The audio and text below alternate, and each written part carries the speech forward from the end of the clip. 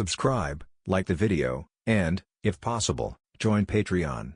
But if you don't have much money, you can support the channel by watching the novels on euroaudiobooks.com. Remember that you can participate in the polls so that your favorite novel gets published for free. Excited, but the second half of the sentence made her instantly freeze in place. Mission guaranteed, Captain. Bronya nodded and walked out. Well, why let Bronya go? Kiana hugged Arthur's arm and tilted her head back with a pitiful look. Don't worry. There will be a chance for you to fight in the future. Bronya stepped forward, and at the same time, the heavily armored bunny appeared behind her, slowly levitating her body. Is Bronya going to take a good position to strike with fire? Mei muttered to herself in confusion. Bronya has multiple armor pairs, all of which are based on firepower, and they still know about it. But in the face of so many enemies, you have to use a lot of firepower. Let's just watch. Bronya will be fine. Arthur also wondered what Bronya would do in the face of so many enemies. Soon, the answer was revealed. In the face of hundreds of enemies, Bronya's firepower alone is naturally not enough. So, in front of Arthur, one after another Titan mech submerged. These Titan mech were placed in the system warehouse by Arthur and never used, and now they are being put in handy by Bronya. One after the other. The corners of Arthur's mouth twitched. Is this going to take out all the Titan mechs in the warehouse? Yes, that's what Bronya did. Since you want to destroy the enemy, you naturally have to use all your strength. Oh my god, what the hell is this? Diamani's eyes widened as he watched the Titans that looked like they were approaching. Fire. A full 300 Titan mechs were grouped together to form a phalanx. Bronya gave the order, and all the Titan mechs attacked. Each Titan can fire nearly 10 cannonballs. And these 300 Titan mechs? The cannonballs streaked across the sky like meteors, and with Bronya's precise control, all attacks hit the target with precision. As for the damage caused by the aftermath, it was no longer in Bronya's mind. Dense explosions covered all areas of the island. The roars rang out one after another, deafening, and could not be subsided for a long time. That's really. Around Arthur, 4 Titan mechs spread their ranged shields to protect them. Looking outside through the light blue shield, Kiana smashed her mouth, not knowing how to describe it for a while. Well, it looks like this Titan mecha can be handed over to Bronya's command in the future. These Titan mechs can be manipulated by Bronya to exert even greater power. Like a brain, it unites these Titan mechs. After a round of attacks, the entire island fell silent. In the smoke of gunpowder, a huge rock cracked a crack in the middle. Doflamingo and the others walked out. The moment the cannonball fell, Pika used the power of the fruit to protect Doflamingo and them. Otherwise, even if you don't die, you will look very embarrassed. In the sky, Bronya slowly floated down and landed in front of Arthur. Captain, Bronya has completed her mission. Well, that's a good job, and I'll hand over these Titan mechs to you in the future. Arthur said and patted Bronya on the head. Okay, Captain. Bronya nodded, and the Titan mechs lined up in a phalanx vanished one by one. Just then, a sharp whistling sound sounded from above. Everyone looked up, and a huge body fell from the sky. Boom! It slammed into the ground, and the rubble splattered everywhere. Pika was closest to the falling figure, and immediately raised his huge fist to attack. The corners of Kaido's mouth cracked, revealing a mouthful of large white teeth, and he also raised his fist and blasted upward. The Pika, which is made of rocks, is several times larger than Kaido, but the momentum on its body is much weaker. Boom! The two fists collided, and the powerful force spread outwards and swept around. In comparison, the previous battle was like a fight. Click, click, click, cracks spread out of Pika's right arm, and a powerful force exploded one after another inside the stone. Boom! With a loud bang, the giant of rocks exploded. The rubble scattered, and a figure flew out upside down. Pika! Doflamingo's eyes lit up with anger. It is unforgivable to dare to take action against his family. 5 color line. The body soared into the air, and the right hand was bent into a beast claw, and the sharp silk thread swung towards Kaido. Thornlala, with his bare upper body and armed color attached to it, Doflamingo's attack was useless. How is that possible? Brush. Kaido raised his mace high and swung it down. Boom! It hit Doflamingo in the back all at once. Consciousness blurred, and he fell heavily to the ground. Dover, Diamanti, and Toribol yelled and rushed towards Kaido. But now Kaido's strength has already made a qualitative leap. In the face of the attacks of these two people, he also waved his mace simply and rudely. Bang bang. After two muffled sounds, there were two more people lying on the ground. Arthur. Kaido ignored the four Doflamingo who fell to the ground, staring straight ahead and yelling. It's as if I want to vent all the breath that I have held in my heart all these years. The momentum of the whole body burst out, stirring the dark clouds in the sky. Standing here at this moment is no longer the trainee crew of the Rock's pirates, but Kaido, who is already strong enough to dominate one side. Chapter 102. As far as the eye can see, 20 warships move forward in the shape of arrows. On the foremost deck, Akainu is looking into the distance with a telescope in his hand. As far as the eye can see, the outline of a small island has emerged. It's just that the whole island is filled with smoke. Is that the target? What's going on?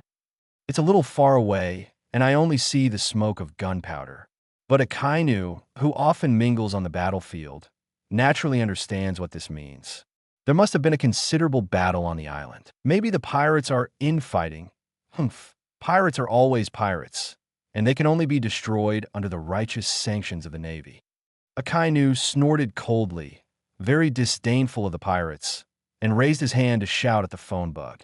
All warships are filled with shells, waiting for orders. At the sound of the order, the Navy suddenly moved, and one shell after another was filled, waiting for a roar. And at the same time, in the center of the island, Arthur. A roar came from Kaido's mouth.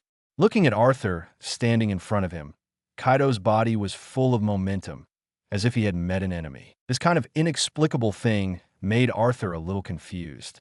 It seems that he doesn't have much communication with Kaido. How do you feel so angry with him? Captain. Rita took a step forward, and the Blue Night Moon's spirit appeared on her body. May didn't speak. A subtle arc of electricity flickered around her body, and the armor didn't emerge, but it was ready. The holy wings behind Kiana came out, and the twin guns in her hand were ready to fire. The reloaded bunny behind Bronya reappeared, and the energy in the muzzle of the cannon gradually converged. Bella, on the other hand, is more direct, taking the form of a dragon. Roar! An angry roar spread from his mouth, and the wind raged around him. In the face of such a lineup, Kaido's face couldn't help but change.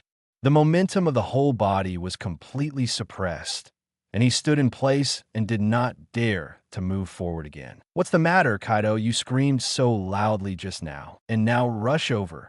Arthur stood behind and beckoned to Kaido, with a smirk on his face that wanted to be punched at him. What kind of ability is hiding behind a woman? If you have the ability, we will fight one-on-one. Although Kaido is 5 big and 3 thick, he is not reckless.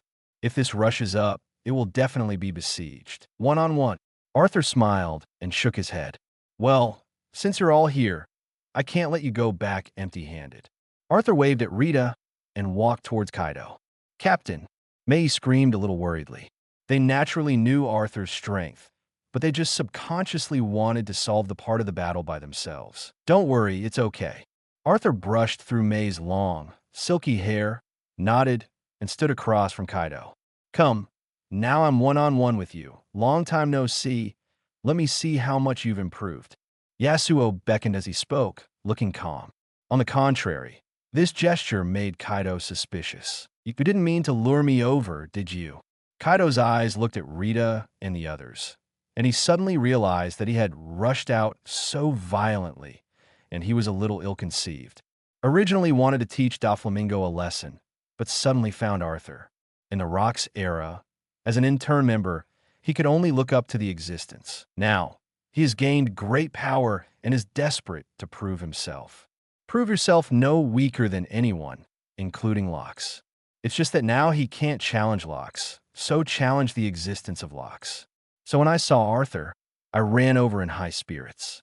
I didn't expect it, Kaido, did you eat the fruit of cowardice? Seeing Kaido's cautious look, the corners of Arthur's mouth appropriately revealed a hint of sarcasm.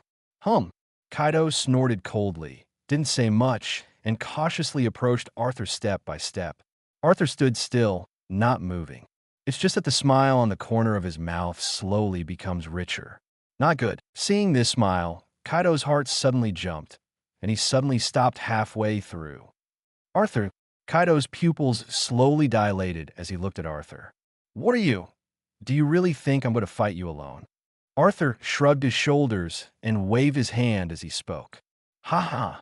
Miss Ben can't wait for a long time. Kiana jumped slightly, and her body soared into the air. The wings of light unfurled. Countless gamma rays spread out from inside the wings, and the final target was Kaido. Heavy bunny, heavy ion cannon fire. A faint voice erupted from Bronya's mouth, and a huge pillar of light burst out from the muzzle of a cannon the size of a heavy rabbit's bowl. Arthur, Kaido roared angrily, his face flushed with anger, and he was immediately overwhelmed by the artillery fire. So you're naive, Kaido, and I hope you can learn a lesson from this incident, and you don't need to thank me. Well, it can't be helped. I just like to be so helpful. Rumble. A huge explosion engulfs Kaido. Hee Captain, how was my attack just now? Kiana descended from the sky next to Arthur and asked with a grin. The attack is still good, but it's a little bit worse to deal with Kaido now. Kaido, who has eaten the devil fruit, has been in the ranks of masters after such a long time. Possessing a very strong physique in itself, coupled with the domineering appearance of the armed color, Kiana's attacks are dense but scattered after all. I'm afraid it won't have the desired effect. Ha ha! A rampant laugh came from the center of the explosion. After the explosion, Kaido's body stood tall, but he looked a little embarrassed on the outside, leaving traces of being attacked. But this little injury is no different from nothing. How? Kiana blinked, a little incredulous. According to calculations, the strength of the target's body is abnormal, and the ultra-electromagnetic cannon is ready for fire. Bronya raised the cannon lightly with her right hand, and the energy in her mouth converged again. But a figure is faster. Brush! Only a faint lightning bolt was left in midair. Kaido's pupils contracted violently. A figure rushed towards him at an extremely fast speed, and the sharp sword key was clearly felt before it was unsheathed. At this critical moment, he barely moved his body sideways. Burst! A stash of blood fell in midair. The thunder and lightning condensed, and Mei stood beside Kaido, the long knife in his hand pointed forward, and the purple pupils flashed with violent power. And yet at this very moment, from the sea in the distance, one after another artillery shells came in a salvo. The goal is the heart of the island. Chapter 103 The warship in the sea moved forward, gradually approaching the island. The distance is close, and you can clearly see the situation on the island with a telescope. After all, there is no vegetation on the island, and there is no unobstructed view. What the hell is going on? Seeing a large number of people falling on the island, Akainu muttered in disbelief. Even if it's cannibalism, it's too ruthless. Whether there are any living people on the whole island is not a matter of opinion. The telescope searched carefully and finally saw the area in the center of the island. It's him. Akainu's eyes dilated instantly, looking at the figure standing. The Arthur pirates. How did they get here? Could it be that they were the ones who attacked the nobles of other countries before? One question after another popped up in Akainu's mind. But the puzzled expression didn't last much on his face, and then gradually became a little crazy. If he could wipe out the Arthur pirates, this thought could not be suppressed in Akainu's mind, and he couldn't suppress it. Cyborg, Sengoku, and Carp, their evaluations of the Arthur pirates rang in their minds one after another. The Arthur pirates were strong. This is already an indisputable fact. But precisely because of this, the light in Akainu's eyes became more and more vigorous and crazy. The hands holding the phone bug were trembling slightly. Major General Sakaski, what's wrong with you? The Navy next to him saw that something was wrong with the Red Dog and couldn't help asking. It's fine. Akainu shook his head, but his right hand still trembled uncontrollably. Slowly raised the phone bug and his lips trembled for a long time before he spoke slowly. All the warships, take out all the cannons. On the warship, in addition to the conventional cannons that are placed, they're naturally spare. Those navies didn't understand Akainu's mood at this moment and immediately took action when they heard the order. One cannon after another was pushed onto the deck, and the muzzle of the black hole instantly multiplied several times. Fill the shells? The mood couldn't help but churn with the words spoken. The body trembled slightly, and I don't know if it was because of excitement and nervousness or because of fear and fear. The warship continued to sail forward, waiting to be within range. Stop! The warship sailed from fast to slow, and then stopped. Akainu stood on the deck and took a deep breath. He knew that the next order was high. This situation should be reported to the Navy headquarters, but Akainu doesn't want to wait. Adjust the angle and aim at the center of the island. At this time, Akainu had regained his composure, and there was a cold light in his crazy eyes. Launch! Bang, bang, bang. At the sound of an order, the fire was immediately ignited, and one shell after another roared out, flying into the sky in unison, obscuring the sun above. Then it slammed down like a meteor towards the center of the island. A sharp break in the air came from above, and within the island, Arthur and his party couldn't help but look up. These navies are really always come out and make trouble at critical moments. A smile tugged at Arthur's lips. Do you really think that so many shells can cause him harm? It seems necessary to teach the Navy a good lesson as well. Captain, leave it to me. This time, without waiting for Arthur to speak, Kiana immediately took action. The body jumped to its feet.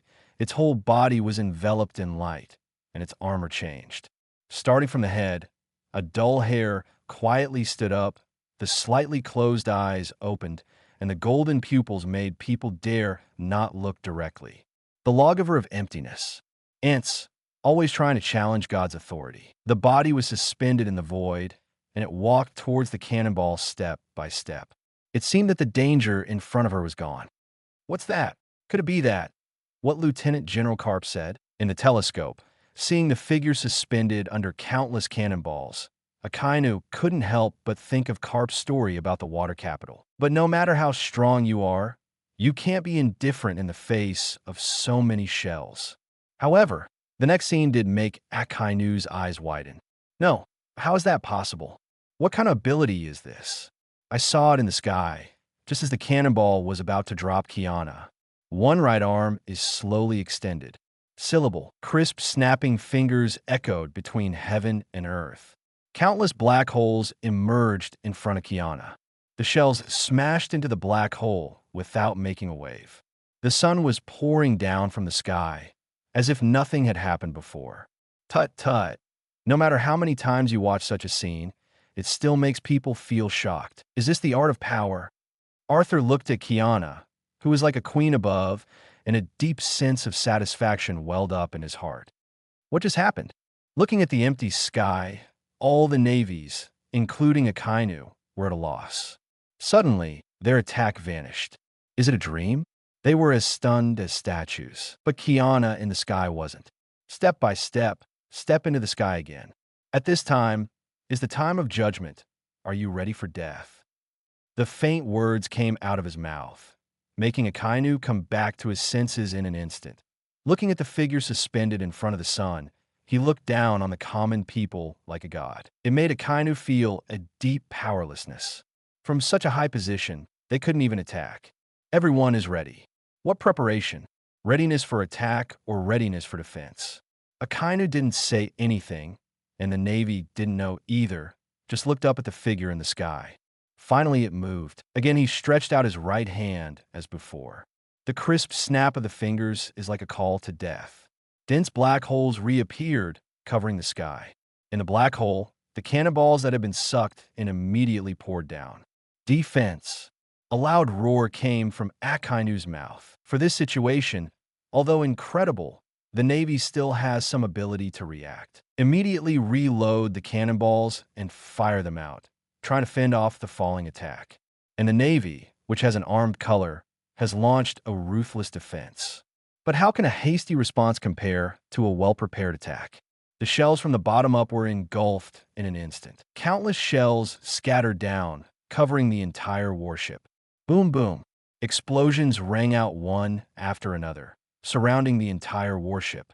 Kiana in the sky watched all this indifferently and looked to the side. Below, Arthur was waving to her. Hum. With a cold snort, his body slowly floated down. Chapter 104. In the center of the island, Doflamingo, who had been knocked to the ground by Kaido, finally woke up. So what happened? Doflamingo slowly got up from the ground, looked around blankly, and landed on Kaido in the distance. Memories revive instantly.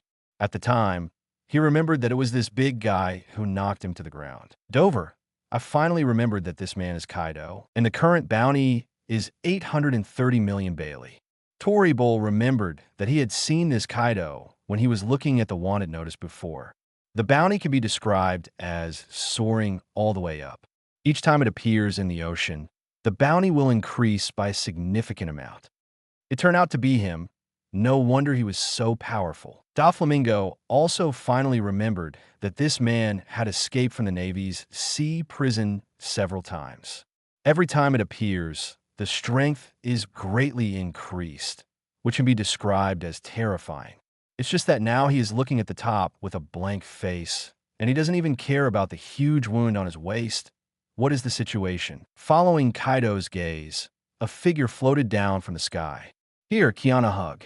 Seeing Kiana on the ground, Arthur opened his arms and walked over with a smile. Humph, don't you come here. Kiana took a step back with a sharp gaze, and the spear of Yakong next to her was ready to fire. Well, hey, don't be so cold. Obviously, you were still very enthusiastic before. Do you need me to help you recall? Arthur said and blinked. The cold Kiana still has a unique charm. You shut up. Rude human, Bella hit him. Kiana angrily shouted at Bella, who had returned to her human form next to her. Well, Queen, Bella can't beat it. Bella lowered her head and whispered with her two index fingers, pointing at each other with some embarrassment. You. Kiana was angry for a while, and she didn't know what to say. Okay, you want to hit me. Arthur came to Kiana viciously. What are you going to do? With a wave of her right hand, Akon's spear stabbed out, but Arthur grabbed it. Hee. What to do? The only thing you can be arrogant about is now. Wait until I go back and see how I clean you up. A smile tugged at the corner of Arthur's mouth, pinching Kiana's chin and rubbing it gently. The two pairs of eyes looked at each other, and a strange color gradually appeared in the golden eyes. You? Let go of me. Kiana clenched her fist and tilted her head aside. I cursed this damn body in my heart. A little provocation from Arthur gave the body an instinctive urge to respond. Call. With a gentle breath in her ears, Kiana couldn't help but shudder. They all said to let you go quickly. The fist clenched and swung forward, and Arthur stepped back. Looking at Kiana, who was a little out of breath, a smile curled up at the corner of Arthur's mouth. Sample, you're still far from fighting me. What's wrong, Kiana? Isn't it comfortable? If it's wet, I'll wipe it for you. Arthur was about to lean forward with a concerned expression, but a flash of light flashed on Kiana's body, and her golden eyes gradually disappeared. What's wrong with you, Captain? Kiana blinked her big blue eyes and looked at Arthur, who was smiling obscenely in front of her, suspiciously, and then frowned. It's weird, my body. As he spoke, he touched around, and he always felt that something was wrong. Ahem, it's fine. Arthur coughed lightly and shook his head. It's still the lawyer's personality that is more fun, and it's fun to resist. But it's a pity that I'm smart now, and I will retreat as soon as I feel like I'm at a disadvantage. Captain, those Navy men are on the island. Hearing Rita's words, Arthur turned his head to look. Sure enough, a dense navy was surrounding them, and it was Akainu who led the team at the forefront. Looking at Arthur in front of him, Akainu's brows couldn't help jumping. Previously, Kiana had returned all of their attacks, and although many of the ship's armed forces resisted, they still suffered heavy losses. More than 30% of the warships were sunk by the bombing, and many navies even fell into the water, and rescue work is now underway. Normally, when this happens, you must retreat, but how could Akainu leave in such a gloomy way? It's the Navy, Dover. What do we do now? Seeing the Navy surround them, Toripole asked vigilantly. Why don't we just rush out? Diamante is also ready for battle. No, just look at it. Doflamingo glanced at Arthur, standing still and not moving. As Arthur got closer, he could already see everyone around him very clearly. The strength of each of these people is not what he can deal with now. Akainu is well aware of this. Akainu, so many of you navies aren't here to arrest me. Are you? Arthur looked at the red dog in front of him, and like the pheasant, he was also a major general. That's right, we're here to get him. Akainu took a deep breath and pointed at Kaido in the distance. Kaido, who was standing the farthest away, looked confused at the moment. Catch me. Kaido pointed at himself in disbelief, then at Arthur, and then at Doflamingo. These two guys stand in front of you and don't catch me. That's right, it's you Kaido who caught it up. When the surrounding navy heard Akainu's order, they immediately rushed towards Kaido. In the end, standing in front of Arthur, Akainu still didn't dare to gamble on the fate of the destruction of the entire fleet and temporarily shifted the target. Well, then I won't bother you. Arthur shrugged his shoulders and continued. After catching Kaido, please give him a few more chains of sea building stones, and every time you let him escape. Is there any shame in your navy? A fluttering sentence smoked Kaido's 7 orifices in the distance. Arthur, I am at odds with you. An angry roar was drowned out in the artillery fire. Akainu took one last look at Arthur, his gaze full of complexity, and then rushed towards Kaido. Some people in Doflamingo were a little confused about such a dramatic scene. I thought there was going to be a battle, but I didn't expect it. After Doflamingo, the first cooperation was very pleasant, so let's scale it up. In the port of the island, the sailing ships of Hyperion and Doflamingo sailed in 2 directions. And this time, with Doflamingo's departure, Arthur's possession officially spread to the sea. It has made an important paving for the establishment of a prosperous city in the future. Chapter 105 in the conference room of the Navy headquarters. That's how it happened. Sorry, Marshal. Even Kaido, we didn't catch it. Akainu stood in front of Steel Kura with some frustration. There are many people in the Navy, but Akainu's mind is not on capturing Kaido at all. Although Kaido was seriously injured, he still managed to let him escape in the end. I don't blame you for this. I didn't expect to meet the Arthur pirates. Steelbone's brow furrowed. Carp's main mission now is to hunt down the Roger pirates. Sengoku was to sit in the naval headquarters. Suddenly, they realized that there were really few people in their navy who could be transferred.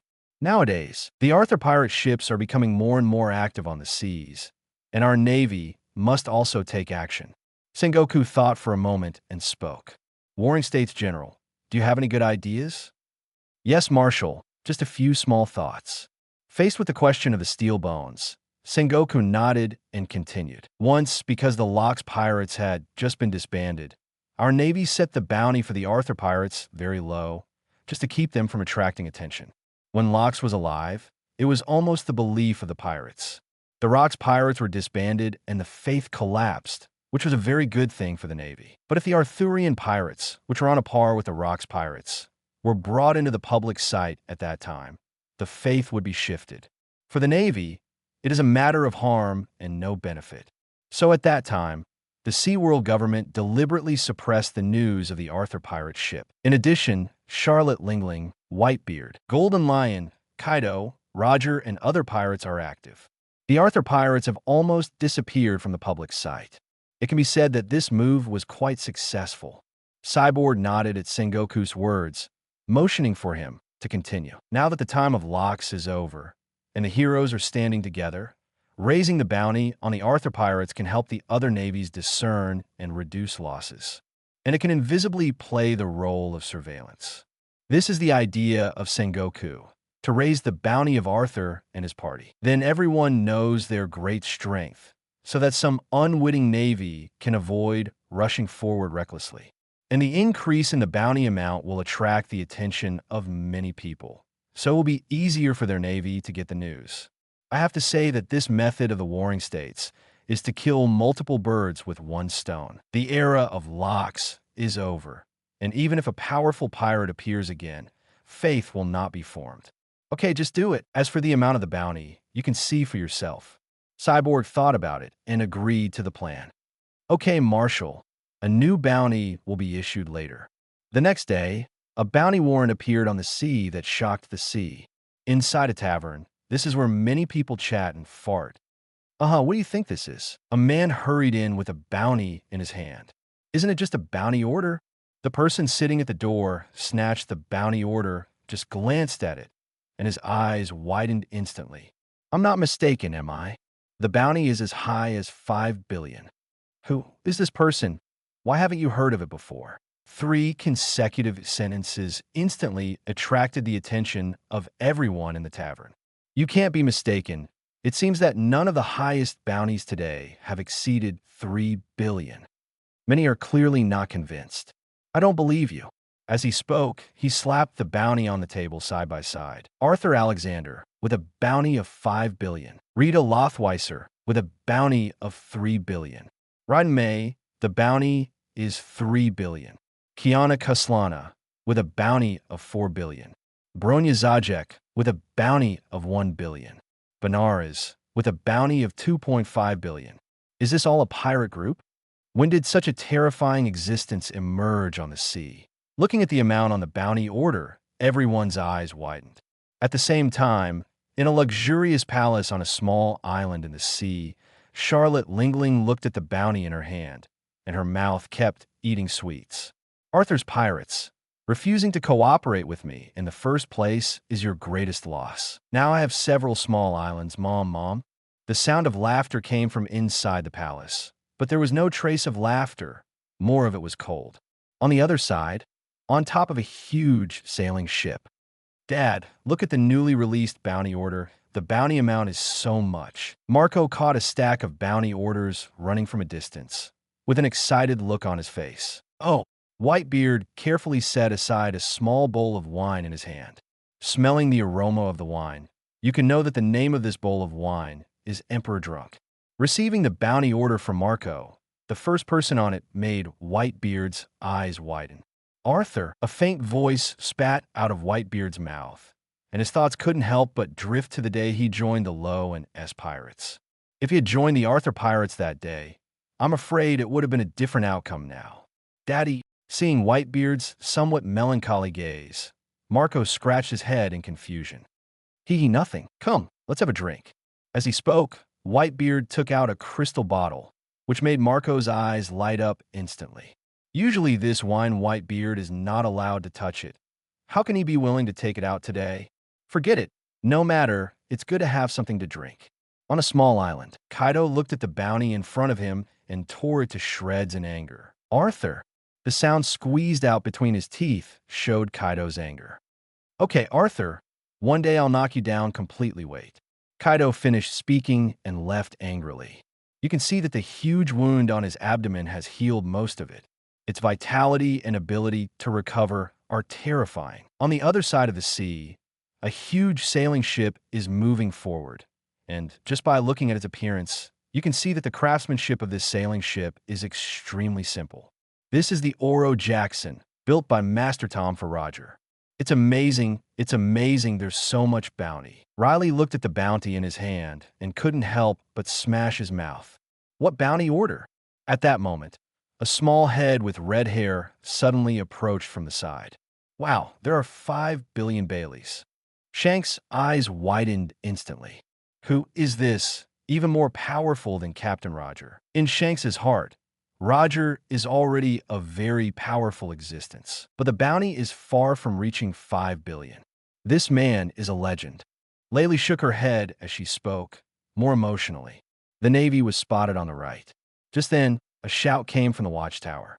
The chase between the Navy and the pirates is once again staged. In the mist-shrouded sky, several islands are suspended. This is the headquarters of the flying pirates created by the Golden Lion Shiki, and in the room of one of the islands. Arthur, finally have news from you. The Golden Lion Shurji held a wanted notice in his hand, and an ecstatic voice shouted out of his mouth. Wait for me. I'll find you right away. I said it back then. The next time we see you, you're sure to pay the price you deserve. As he spoke, Shiki's gaze became cold.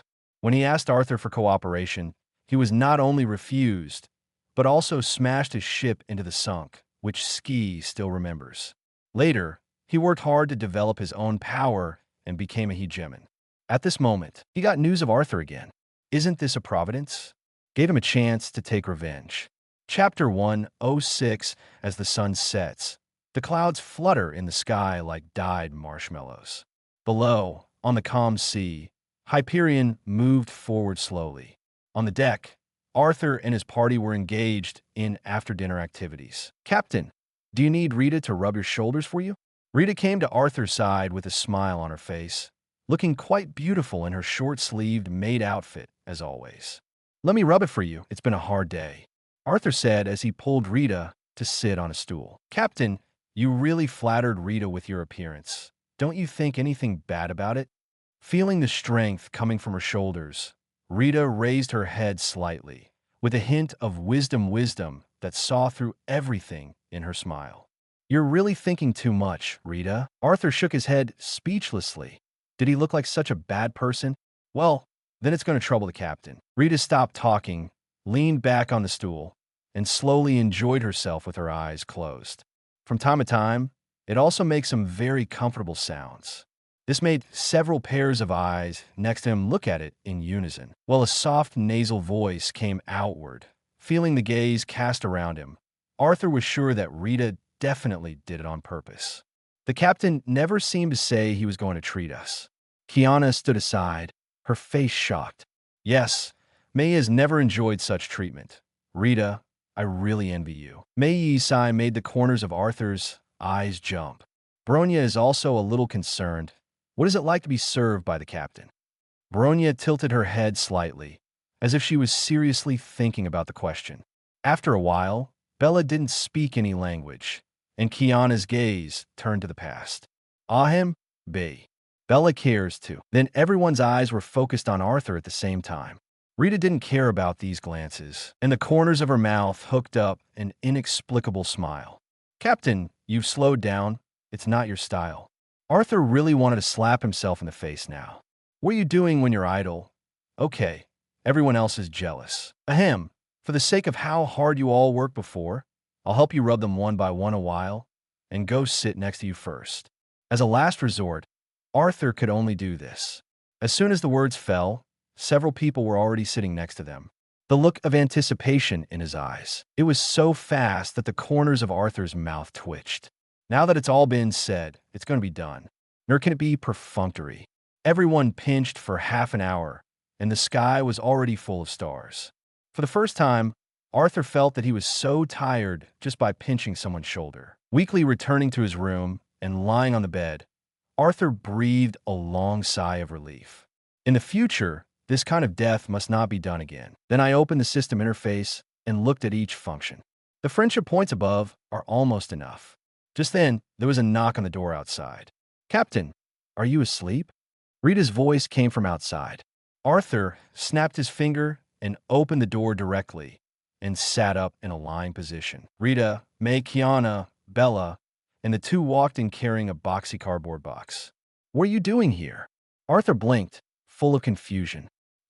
"Captain, this is a gift from Bronya, but cherish it after all. It is so delicate," Kiana said with a mysterious expression.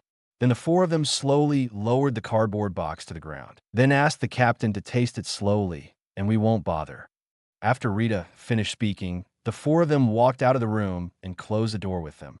"It's really strange. Why didn't Bronya come by herself as a gift for me?" Arthur said as he crouched next to the cardboard box, which was not sealed, so it could be opened easily. "I hope Captain likes the cake that Bronya made." Inside the box was a cake covered with various fruits.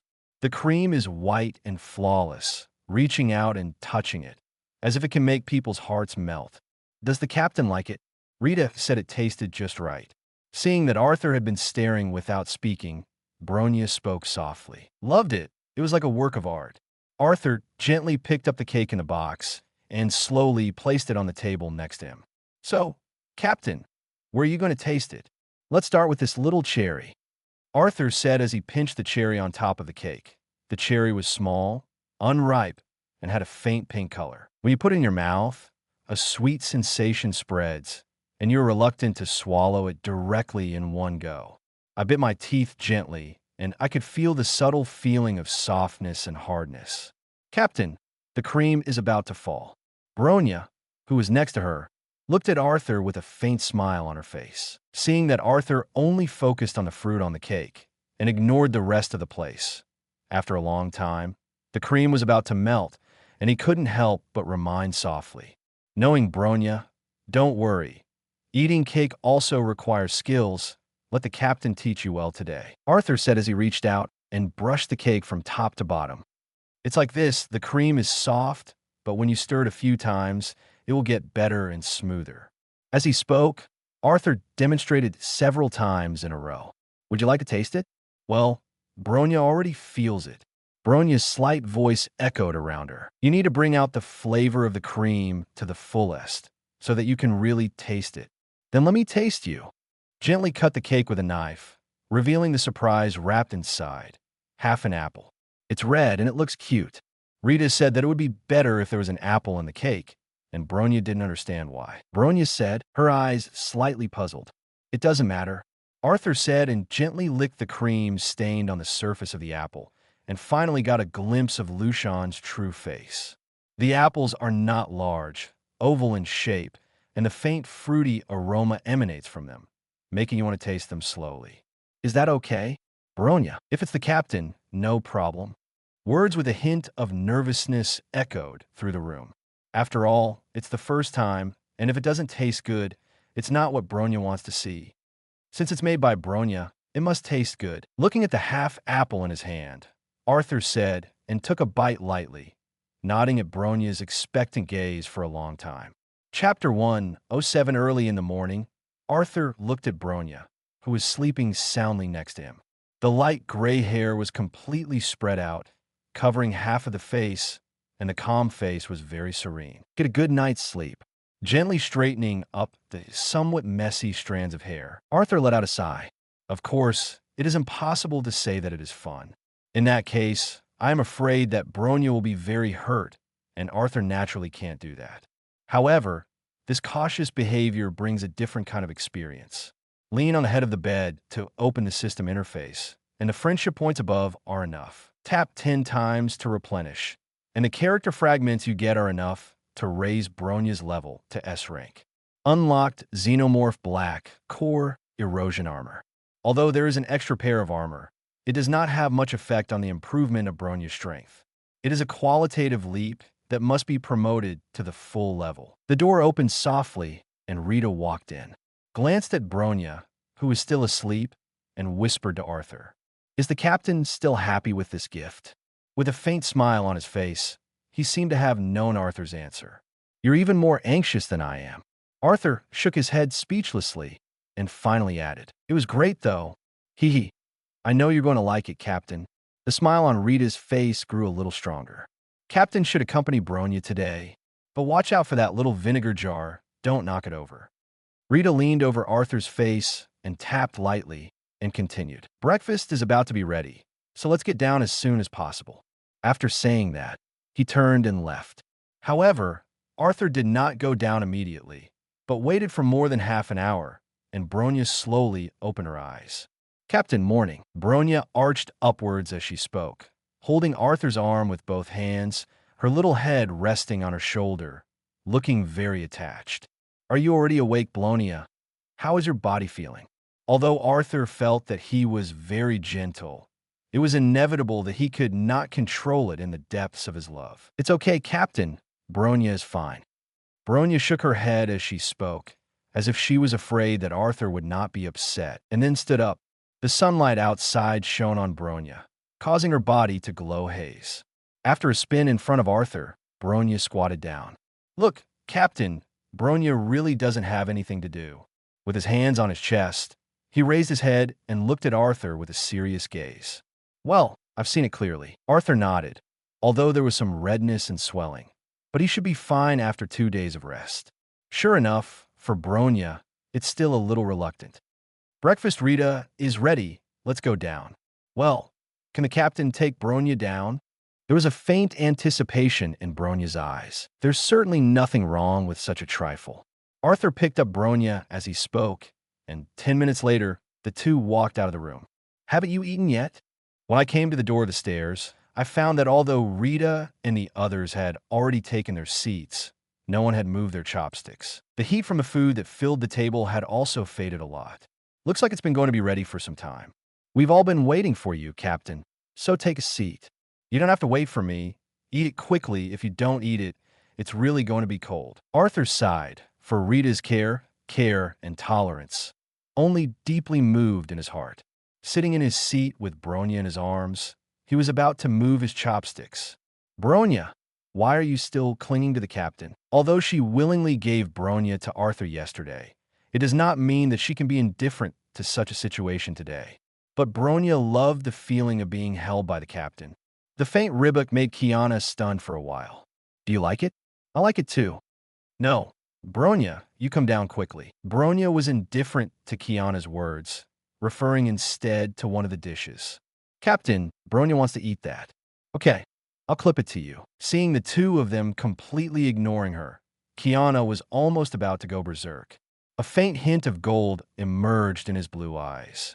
Arthur saw that this secret passage was not good.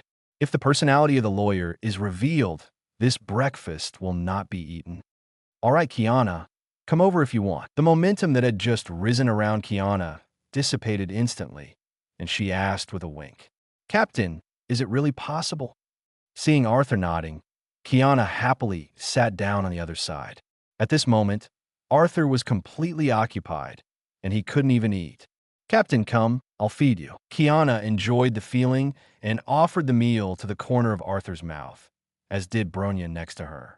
A breakfast was done with a bit of a chicken and a dog jumping. For these, Mate E and Rita glanced at each other and shook their heads helplessly. Captain, look, our bounty has been raised, alas. After breakfast, Arthur was resting on the couch when Kiana ran in from outside with a stack of wanted notices in her hand. When he came to Arthur, his excited face immediately collapsed. Bronya, why are you still stuck with the captain? Although she was happy to be with Arthur, Kiana was an idle lord and left her arms after breakfast. But seeing Bronya lying in Arthur's arms all the time, her heart instantly became unbalanced. All right, Kiana, let's talk about the wanted warrant. Arthur hurriedly changed the subject.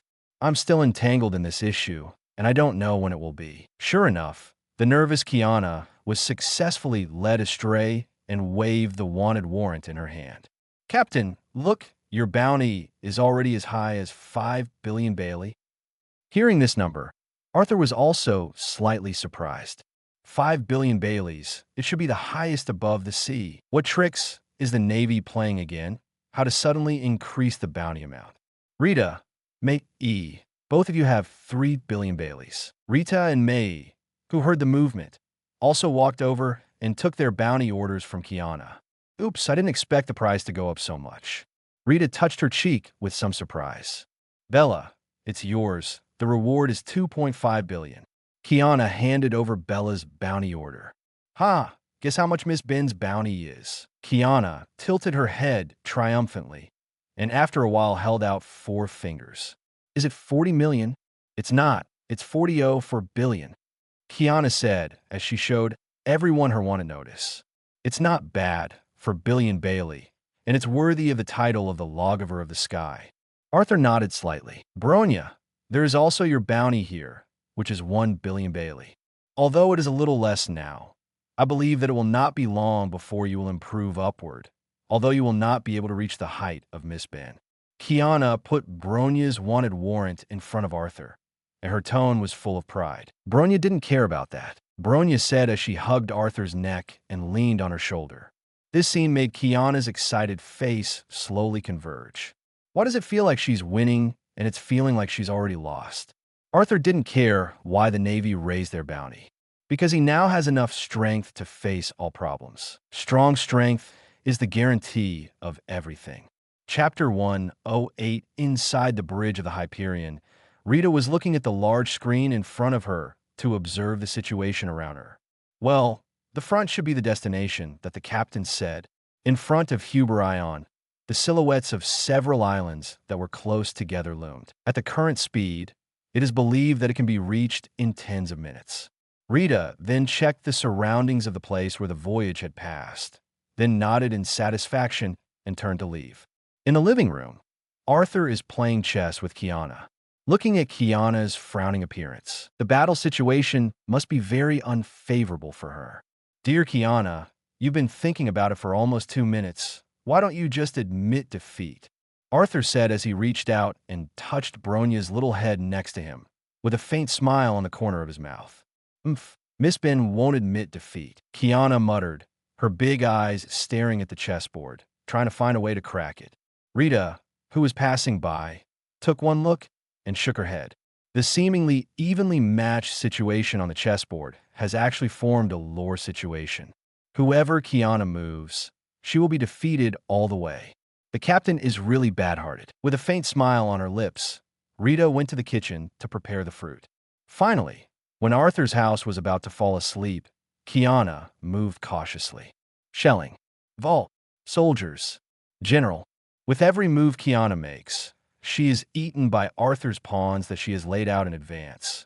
And in the end, only a poor general remains. Hey, don't play anymore. Captain, you bully me.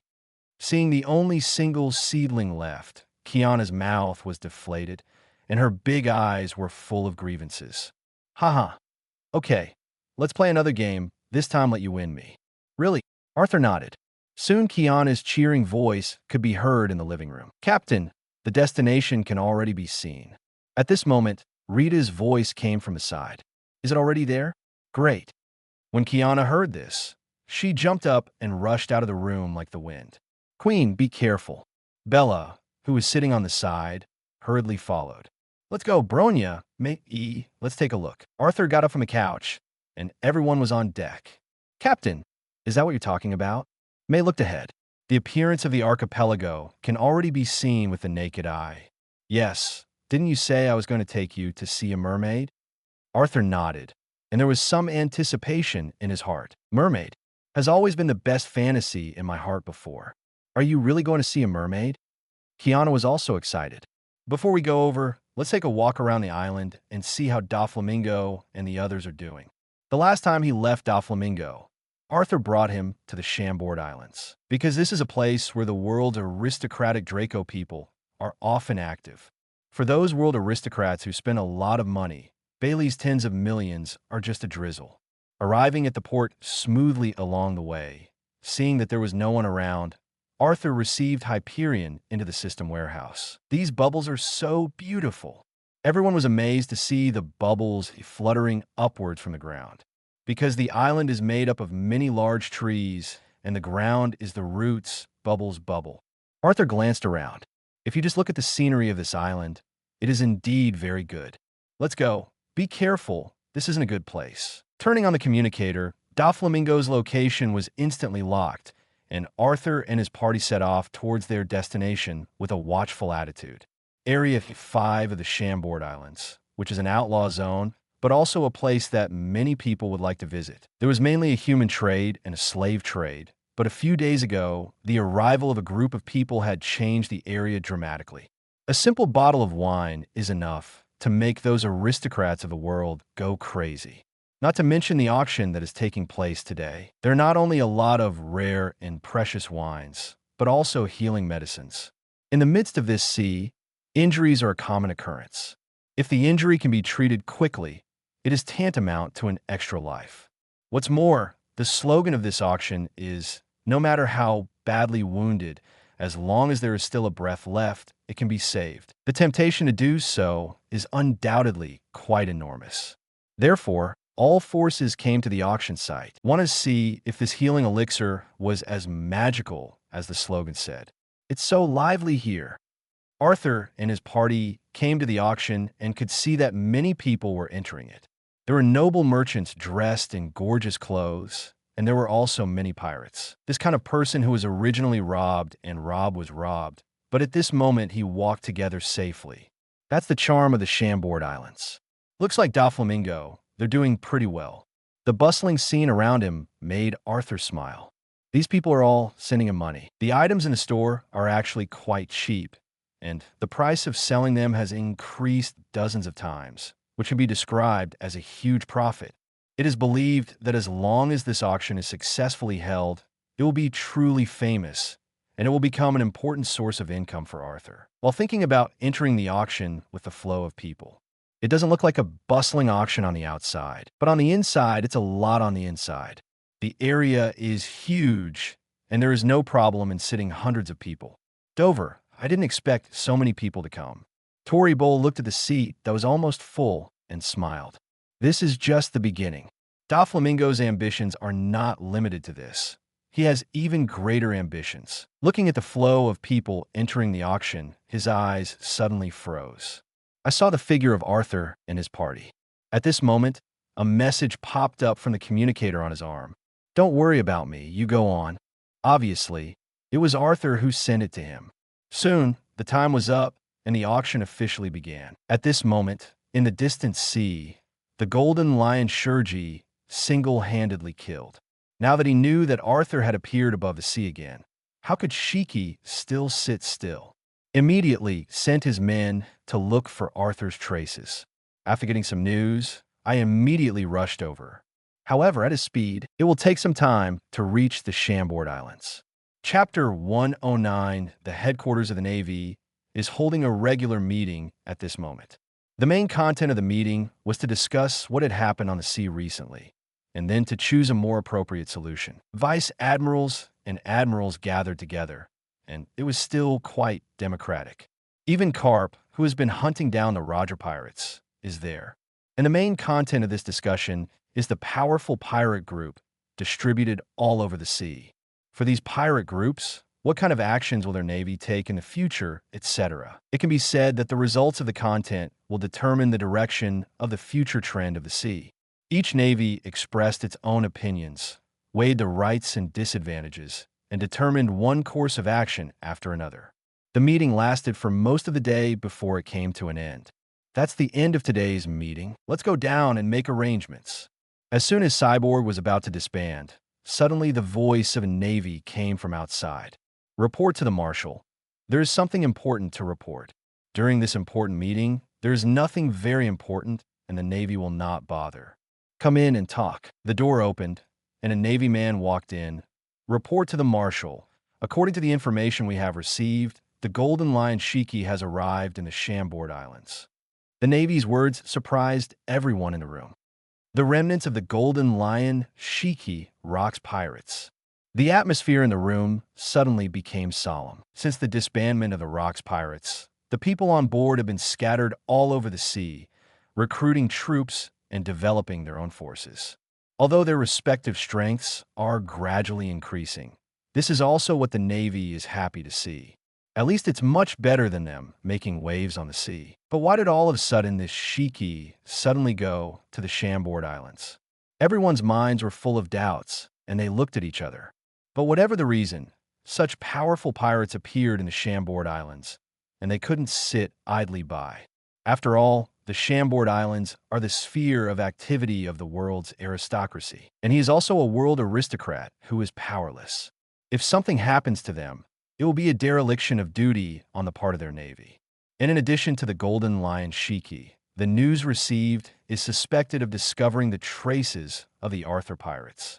As soon as the Navy said this, the whole room fell into silence. "Where are the Arthur pirates you're talking about?" The steel bones stared solemnly. "Chambord Islands. Speaking of which, the general situation is basically understood. Why did the Golden Lion suddenly go to the Chambord Islands? The reason for this is most likely related to the Arthur pirates. At this point, it is impossible to wait any longer." Carp. Cyborg snorted.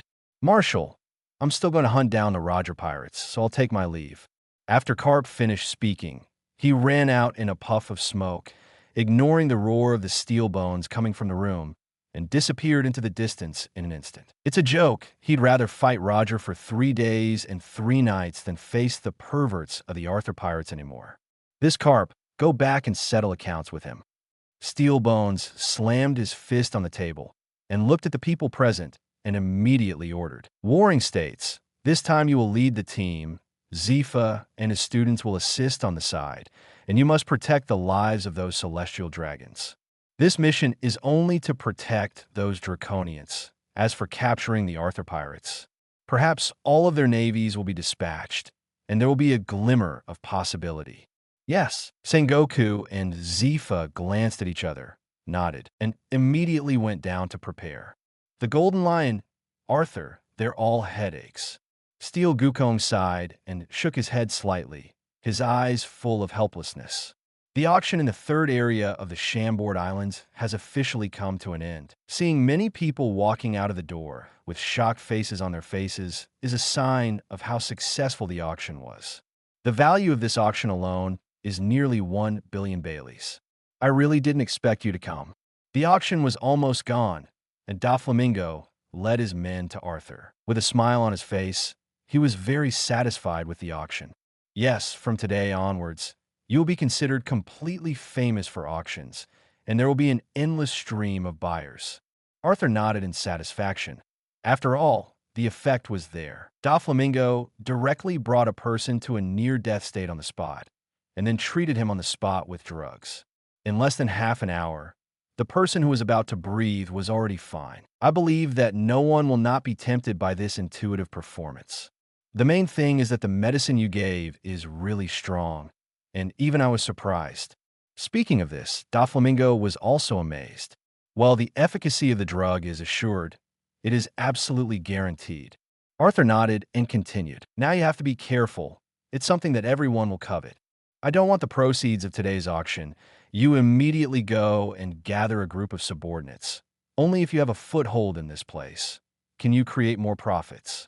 Arthur was talking about world government. Something at auction spreads and is bound to attract the attention of the world government. Although Doflamingo's previous identity was a Draco, it was the previous one after all. Please rest assured that my subordinates have already found their words, and they are now on their way over.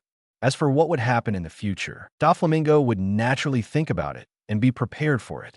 Well, that's fine. Then I won't bother you. We still have some things to do. Arthur beckoned Rita to them as they were leaving and just walked out of the door.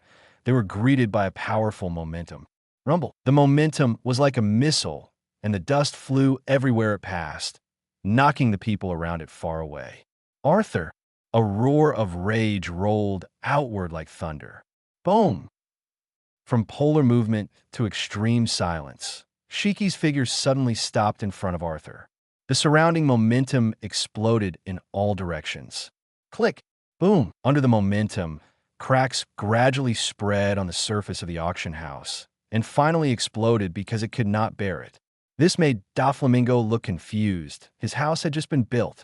The momentum dissipated, revealing the figure inside. He has long blonde hair that stretches to the ground like a lion's sideburns, wears a normal Japanese kimono, and holds two famous swords, Sakuraju and Deadwood. He is burly and domineering. He has the ambition and courage to roar all over the world and swallow the world. Golden Lion Shiki. Brothers, it's number 1. Ask for a few monthly passes to decorate the facade, and the accumulation can have a 2-digit number, and a 3-digit number is not extravagant. Good guy, the chapters that passed were banned, and it seems that someone reported it. Well done. Chapter 110 Arthur. A roar burst out of the Golden Lion's mouth with a rolling sound. The Golden Lion Shurji, whose whole body was like a rainbow, made the people around him retreat far away, not daring to approach. Long time no see, Shiki. As for Sky's memory, Arthur only stayed when he was looking for his cooperation. I haven't encountered it since then, but I didn't expect it to come to the door automatically today. It's been a long time, Arthur. Shiki gritted his teeth and looked at Arthur. I've always wanted to run into you again and cut you into 3 pieces with my own hands. The resentful voice made Arthur a little confused. We don't seem to have much enmity, do we? Let me die. Seeing Arthur's indifferent look, Shiki finally couldn't help but shoot directly. With a slight wave of the 2 famous swords Sakura Ten and Deadwood in his hand, the powerful sword key spread out to both sides, tearing the earth apart and rushing straight towards Arthur. Seeing this scene, Mei shot directly, and a thunderbolt flashed, turning into the law of thunder and blocking Arthur. Holding the long sword Heavenly Death Realm Judgment, the purple blade exudes an ominous aura. In the face of the two oncoming slashes, he paused and went straight up. Bumper. The same two-sword key burst out, and both collided with each other, emitting a huge explosion. The sword key raged, stirring everything around it beyond recognition. Retreat, retreat, retreat, retreat. Those who were still watching the play around saw the sword key attacking and hurriedly retreated in fright. A big tree hugged by three people directly shattered in the raging sword key, which made people look jaw-dropping. It seems that the Navy's bounty is still somewhat accurate. Looking at Mei, standing in front of him, Shurji smiled, holding the two famous knives and soaring into the air. Just let me see how much water is in your bounty. The two fought together again, sword key surrounding. The torn earth gradually expands outward. Captain, this enemy is very strong. Rita's eyes narrowed slightly, but her tone was very flat. It's normal to be strong. After all, it's the Golden Lion Shurji, and he hasn't used the power of the fruit until now. As one of the top combat forces at sea, the strength of the Golden Lion is beyond doubt. Can we go and help? Kiana stood beside her, a little eager to try. No, Mei can solve it. The Golden Lion is strong, but Mei is not weak either. Oh, all right. Kiana's expression instantly became a little depressed, but it was only for a moment, and then she immediately became excited and shouted loudly. Mei, come on, the captain said. If you win, I will confess to you. A loud voice came out, and Arthur looked at Kiana, who stuck out her tongue at him and shook her head speechlessly. At this moment, in the originally evenly matched battle, a strong sword intent burst out. With the appearance of this sword intent, everyone felt as if there was a knife suspended around their necks, which made people feel cold all over their bodies. No, I don't want to stay here any longer, help. Some fled the area in such a panic that they were urinating. In the center of the battlefield, a huge sword bolt swung forward. The Golden Lion's two swords intersected to resist this sword ray, and the powerful force made its muscles bulge, and its whole face turned red. Yikes! Give it to me. Little by little, the twin swords were raised, and the huge sword that slashed at him gradually changed direction. Brush! The sword slashed upwards into the sky. Look at the sky. There was an exclamation from the crowd of onlookers, and everyone couldn't help but look up. A huge crack appeared in the sky, seemingly halved in half. It's going to be split this day. Torbal's eyes widened, his face full of disbelief. Dofran's eyes were also full of incredulity, and only then did he remember that Mei had dealt with them before. No wonder they can be killed in one move. This strength is really terrifying. Phew! Call! Phew! Golden Lion Shiki gasped heavily, forcibly changing the attack, for Mei has already made him use all his strength. At this time, the gaze that looked at Mei was already full of solemnity. This is a very strong opponent. Very well, I have recognized your strength. Mei was surrounded by calls. Her purple eyes were deep, and she didn't speak. But the momentum around her body was becoming more and more vigorous. Lion's will. In the face of a powerful opponent, he naturally had to exert all his strength, and the Golden Lion unleashed the power of the devil fruit at the first time. With the Golden Lion as the center, the surrounding ground gradually boiled and rapidly expanded outward, affecting the entire island. What is this? No, run. The swept earth churned upward, and the people around it fell into this torrent in an instant. There was a cry and a cry for mercy, but in an instant it was drowned out by this rushing torrent. The momentum was so great that even the warships sailing on the sea could see it clearly. It's really a big commotion. I'm afraid this island will be completely destroyed under this blow. Zifa looked into the distance, and the words that came out of his mouth made the warring states on the side look solemn. It's really amazing. Are we going to fight against such a guy? The yellow ape still had an underbeaten expression, and there was no joy or anger on his face.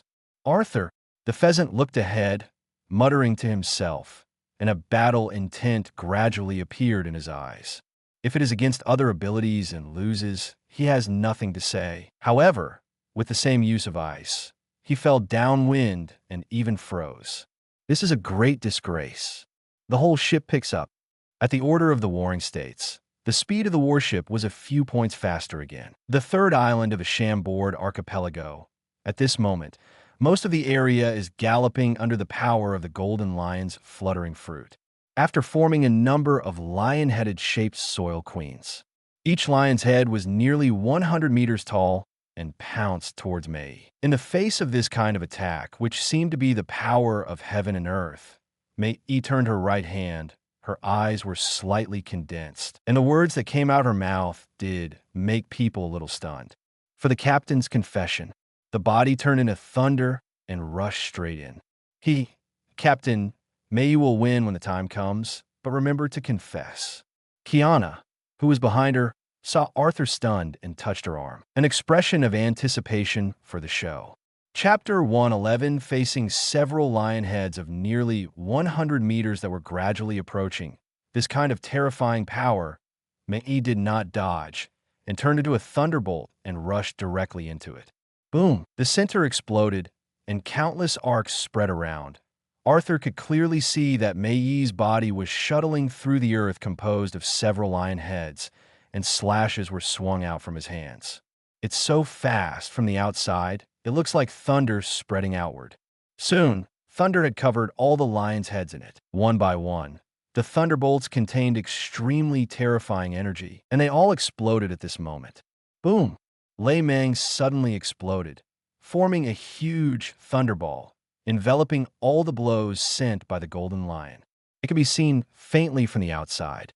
All the matter within the thunderball decomposed under the violent thunder and lightning and turned into nothingness. Devil fruit power, such a powerful force. The Golden Lion stared at the sky with wide eyes, his eyes full of horror.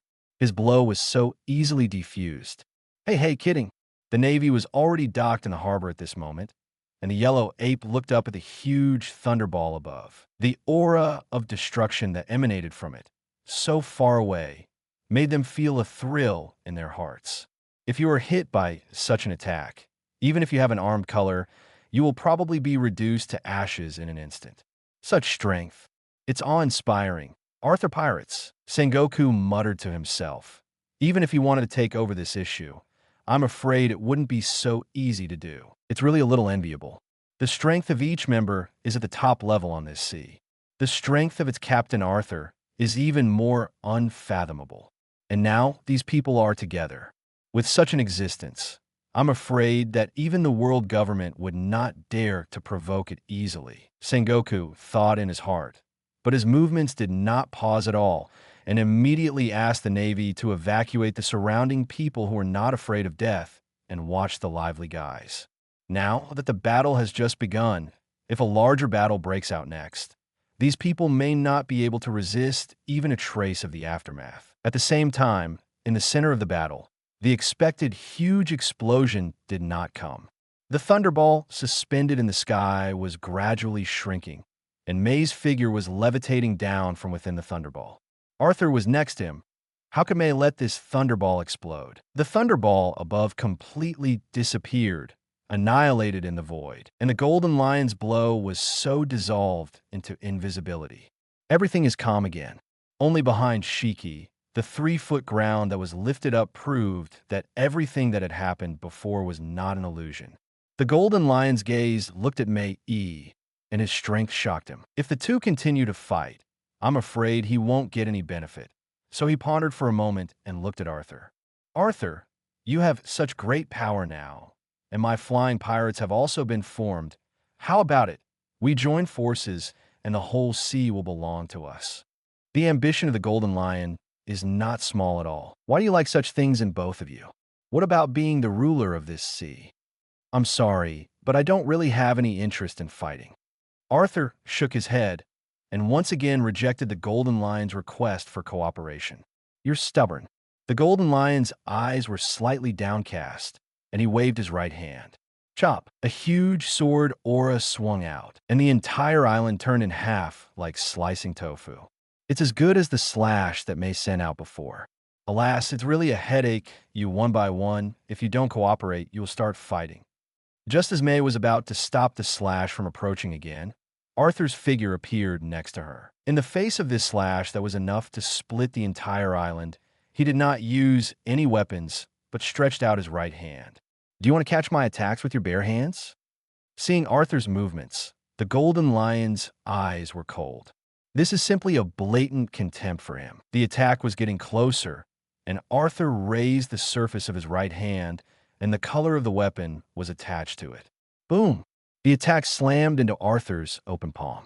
It exploded like thunder. The impact of the force caused the ground beneath Arthur's feet to crack like a spider's web, gradually spreading outward, covering the entire island. Rumble! It was at this moment that the powerful force exploded. The sea outside the island suddenly set off huge waves, and the whole island swayed like a sailboat drifting in the sea. After more than 10 seconds, everything was calm again. Arthur just wiped out the slash from the golden lion. No, it's absolutely impossible. If Mei's strength before was just a little surprising to the golden lion, then his attack was blocked so easily. It's like a dream. He is the golden lion Shiki, who can destroy the existence of an island with a single slash. Now he's being stopped with one hand. If someone had told Shiki about such a thing before, they would have shot him with one shot. Impossible, impossible, absolutely impossible. Shiki shouted as if he had gone crazy, and his twin sword swung out one slash after another as before. But the result was still the same, and the domineering power contained in Arthur's slash was transmitted to the sea through the earth. At this moment, the sea can be described as turbulent. The sky gradually became cloudy as sea spouts erupted from the calm sea. It can be seen from this that Shurji is indeed very strong. But it's a pity that I met Arthur, a guy with a plug-in. Dozens of swings were made in a row, and Arthur was still standing in place, not moving a single step, so that Shiki was almost going crazy. Did you see that? All navies saw what had happened before. Shiki's burst of power changed the color of the heavens and the earth. And the most terrifying thing is that Arthur actually caught all this power with his bare hands. Its strength is unimaginable. Oh, I'd rather not see it. The yellow ape's unchanged face also changed a little at this moment. In the face of such an enemy, I felt despair from the bottom of my heart. Navy, your movements are really fast. It seems that you don't have to play. Glancing at the navy in the distance, Arthur turned to Doflamingo, who was standing on the spot. "We'll leave first, and you'll leave this mess to you." Syllable. Before Doflamingo could understand what Arthur meant by this, a crisp snap of fingers echoed around. In this moment, everything stands still. Space freezes. Arthur slapped Mei, Rita, Bronya, Kiana, and Bella on each of them one to regain their mobility. "Let's go this mess. Let the others clean it up." Arthur and his party left. After the spatial solidification was lifted, in the eyes of everyone, Arthur and his party seemed to have disappeared abruptly in front of everyone's eyes. In an instant, everyone was stunned. Chapter 112 within the third area of the Chambord Islands. At the moment, it was like being ravaged by a magnitude 18 storm. The scenery that used to look beautiful is now deserted. Cracks in the ground are like spider webs covering the entire island, and people have to walk cautiously for fear of being completely shattered. All the navy, the Golden Lion, and Doflamingo's eyes were on the same direction. It's empty. However, just a second ago, there was still a group of Arthur's pirates. How can a person suddenly disappear? The yellow ape voiced everyone's doubts. It disappeared in front of everyone's eyes so abruptly and without warning. At such a speed, it was impossible for even his sparkling fruit to do it. Every time it surprises us, Arthur. Sengoku doesn't know what kind of expression to use to face this kind of thing now. Unbelievable or predictable. In general, they knew a little more about Arthur's methods. Although this news is very bad for their navy. This shows that in order to really catch the Arthur pirates in the future, you must first figure out how he suddenly disappeared. As strong as ever, more and more unfathomable.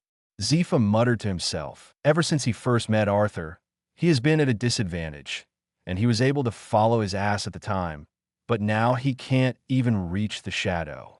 And Doflamingo's expression on the opposite side was even more amused. Before leaving, Arthur seemed to say that this mess would be left to him. but he can't handle such a big mess. Dover, let's retreat for now. Diamante had already sensed that the momentum of the golden lion standing opposite them was brewing like a volcanic eruption. The power of terror gathers all around, and once it erupts, it will definitely destroy the world.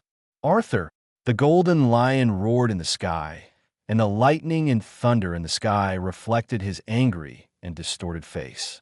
Just gone, lightly fended off his attack, and then, without even looking at him, disappeared. Arthur, how far do you have to ignore me to be reconciled? At this moment, all ambition had disappeared from the golden lion's eyes, and there was only anger in his gaze. Anger at Arthur. Arthur, where are you? Come out for me. Rumble. The power brewing around the body exploded in an instant at this moment. The earth, which had been ravaged to the point of near collapse, finally couldn't bear it at this moment. Bang, bang, bang. The last connection was severed, and sea water gushed out through the cracks. Where are you? Come out for me. The golden lion is now desperate to find Arthur, even if it is to turn the entire Chambord Islands upside down. Stop him, Sengoku roared. One island is already collapsed, and the battle must not be allowed to spread to other areas. At this moment, the warring states took the lead, and in the face of the golden lion, he did not have the slightest reservation, and directly used the power of the fruit. The majestic posture of the warring states of Buddha reappeared in front of everyone's eyes. Zifa followed, armed with additional arms. The three little ones next to them also released their own powers. The beginning of the battle has made the area even more chaotic.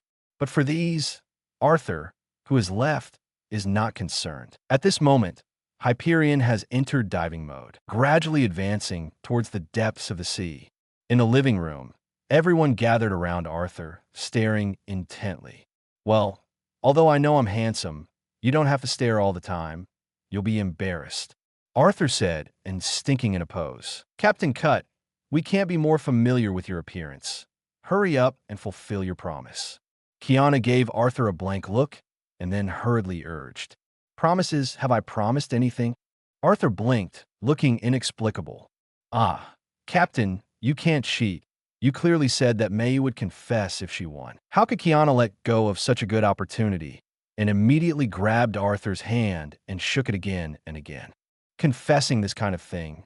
An embarrassment appeared on Arthur's face. It's a little embarrassing. If the captain doesn't like it, May doesn't matter. Although May in front of her was smiling, anyone could see the loss in her eyes. Captain, it's not good to make a girl sad. Next to Rita, she is also a master who doesn't think it's a big deal to watch the excitement. Alas, you guys, what? Hey. Arthur shook his head speechlessly and turned to look at May across from him. The two looked at each other, and the silence of heaven and earth returned to this moment. There is only the presence of each other in the eyes. May raised her head slightly, looking at her star-like eyes, her eyes flashing. I love you, May. The affectionate words were like Cupid's arrow hitting the heart. May was a little nervous, and a flash of brilliance flashed in her worried eyes. At this moment, the whole world seems to become brighter, more colorful, and more vibrant. I love you too, Captain. May hugged Arthur and leaned into her arms, surrounded by full happiness. The two of them are completely immersed in their world, ignoring everything around them. Ahem, it's almost there. There's someone next to me. Kiana's voice came, causing May to shake all over, and she hurriedly took a step back, her head lowered, and her cheeks were covered with red glow. It's so cute. Looking at May, who looked like a frightened bunny, Arthur muttered to himself. Suddenly, a figure stood in front of Arthur. Captain, you also say to me that I love you. Seeing the scene just now, Kiana also wanted to experience it. Good, I love you. What, Captain? Are you so perfunctory? Again, it's the same as May's. For Arthur's perfunctory attitude, Kiana naturally didn't want to and jumped angrily. Good. Arthur retracted a little and looked at Kiana. Kiana, I love you. Kiana blinked, her brow furrowed slightly. It's almost feelings, Captain. Arthur was on the verge of collapse, and after dozens of attempts in a row, Kiana nodded in satisfaction. But when he turned his head and saw the gazes of Rita and Bronya, he was instantly a muggle. I've said before that this kind of death-making behavior, don't try it again. Why don't you remember it for a long time? Arthur really wanted to smack himself in both mouths. Now, I suddenly realized that it's tiring to rub my shoulders, and even to say I love you is so tiring. Chapter 113, Captain. Haven't you arrived yet? Looking at the darkening scenery outside, Kiana leaned on the sofa, fiddling with her long white hair in a bored manner, and asked, AI-chan, how many meters have we dived now? It's 8,000 meters, Captain. Ai's voice came from the communicator. It's coming soon, be patient. Fishman Island is located 10,000 meters under the sea of the Holy Land of Mary Joey, 2 kilometers away, and at the speed of Hyperion, it will not take much time. However, things often don't go so smoothly. Captain, detect a huge creature approaching quickly. A light curtain popped up, and a huge octopus could be seen swimming towards them in the depths of the ocean. What a big octopus! Can we eat takoyaki tonight? Seeing the big octopus on the screen, Kiana jumped up instantly, and her eyes emitted a burning light. Okay, let's make takoyaki today. Rita smiled, having already decided on the main dish for dinner. AI-chan, knock this big octopus back. Looking at the big octopus in front of him, Arthur also sighed. If he remembered correctly, there were even more terrifying creatures lurking in the depths of the deep sea. Okay, Captain, AI-chan understands. AIE received the order, and at the forefront of Hyperion, one by one the muzzles of the guns emerged. Dazzling light converged on the muzzle. Launch! AIE gave an order, and 6 beams of light tore through the sea, accurately hitting the head of the big octopus. Hundreds of meters of tentacles waved violently in pain, stirring the otherwise calm sea, and it was chaos. Do you still want to continue struggling? I have to say that the vitality of the big octopus is indeed very tenacious, and it took several shots in a row to escape from this area with its tentacles. Seeing the big octopus on the screen disappear quickly, Kiana's raised hand was weakly put down. I've got fresh ingredients here, and if you want to eat them, let Rita make them for you. Yes, I love you the most, Captain. Hearing the news, Kiana instantly became excited and jumped on Arthur's body, rubbing excitedly. The rest of the journey was smooth sailing, and soon you could see a little light below. The light grew louder and louder, and then appeared clearly on the screen. Inside the barrier, like an upside-down glass bowl, schools of colorful fish surround you. The variety of coral plants is even more beautiful. In the depths of the sea where everything is pitch black, it is like a fairyland on Earth. As for the degree of beauty, you can see it by looking at the reactions of the people around you. Surrounded by Rita's calm personality, there was a glimmer of light in her eyes at the moment, let alone others. Wow, is this Mermaid Island? Kiana muttered to herself, her eyes widened, and she was speechless from shock. Indeed, the scenery is truly beautiful. Mei's eyes were also filled with admiration. Bronya would have kept the view perfectly. Bronya said as she filmed the panorama of Mermaid Island. Queen, if you like, how about we take it away? No, you can't. Hearing this, Kiana immediately refused. Oh well. After being reprimanded, Bella suddenly didn't dare to say anything. Hyperion slowly dived, and the distance was closer, and Arthur raised an eyebrow. How did they get here? That's right, in front of the gate of Mermaid Island, there are currently many soldier handles, and standing in front of the soldiers is the newly appointed king of Mermaid Island. Neptune, with bushy orange hair and beard, flaming tattoos on his arms, thick body hair, and an intricately carved trident in his hand, and behind Neptune, that man Arthur was also somewhat familiar. Jinping, wind-like eyebrows and sideburns, a tin hairstyle, a large body, and 2 large teeth in the lower jaw. His current identity appears to be that of Neptune's bodyguard. On the opposite side, the eyes of Roger and his party also looked upward. At this moment, the number of Roger pirates has increased greatly. In addition to the familiar Riley, there are also Shanks from his youth, and Barrett, who has a fierce eye. In addition to this, there are more than a dozen crew members gathered around. Captain, they all seem to be looking at us. It is impossible for Hyperion's size not to attract attention. It's okay. something seems to have happened here. So let's take advantage of it. As the king, Neptune was standing in front of the gate, and something terrible must have happened. The timing of their coming over seems to be a bit unpleasant. Around this mermaid island, there was indeed no sea water coming in, and Hyperion slowly landed under the gaze of everyone. The hatch opened, and the group walked out. "It's you." Roger was shocked to see Arthur appear. I had the same question in mind as Arthur had before. Why is he here? Yo, Roger, it's been a long time, and your team is getting bigger and bigger. Arthur's gaze swept over every crew member around Roger, ignoring Barrett's vicious gaze at him, and fell on Shanks. "Little one, do you want to come to us? What are you going to do?" Roger took a left step in front of Shanks. Hee hee, don't be nervous, just kidding. Arthur chuckled and walked over to Neptune. "Your Royal Highness, we would like to visit Mermaid Island. I don't know if we can." You know, Neptune's gaze scanned back and forth over Arthur and Roger. Just before, Roger said that he wanted to visit Mermaid Island, and Neptune had agreed. But he didn't expect another one to come. "Well, we've known each other for a long time, right, Roger?" Hearing that Arthur looked very familiar with him, the corners of Roger's mouth twitched. "Yes, we've known each other for a long time." The answer was extremely reluctant. "It's okay to visit Mermaid Island, but something has happened on Mermaid Island recently, so you'd better leave as soon as possible." Just a few days ago, the mermaid soothsayer Charlie predicted that the gate of Fishman Island will be destroyed, and Neptune led his troops to help. "Oh," Arthur raised an eyebrow and looked into the depths of the sea. And Roger's gaze also looked over at the same time. "It seems to have come. Chapter 114 here, what's already here?" Neptune didn't understand Arthur's words. Captain, Rita and the others seemed to sense something and gathered around Arthur. This feeling, Mei Yi's eyes were solemn, and she had already entered a state of alert. "Don't worry, it's okay." After calming the crowd, Arthur looked up into the depths of the sea. In the depths of the pitch-black sea, there seemed to contain endless mysteries, waiting to be explored. "Captain Roger, what's wrong with you?" At first, Shanks' eyes were always on Arthur. After all, standing in front of him was a man with a bounty of 5 billion Bailey.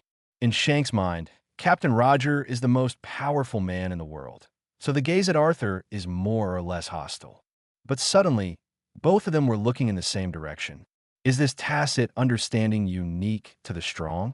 Something is coming. Roger's expression was solemn, and he could feel that something was very unusual. Could it be that Charlie said? Neptune seemed to think of something, and his face changed.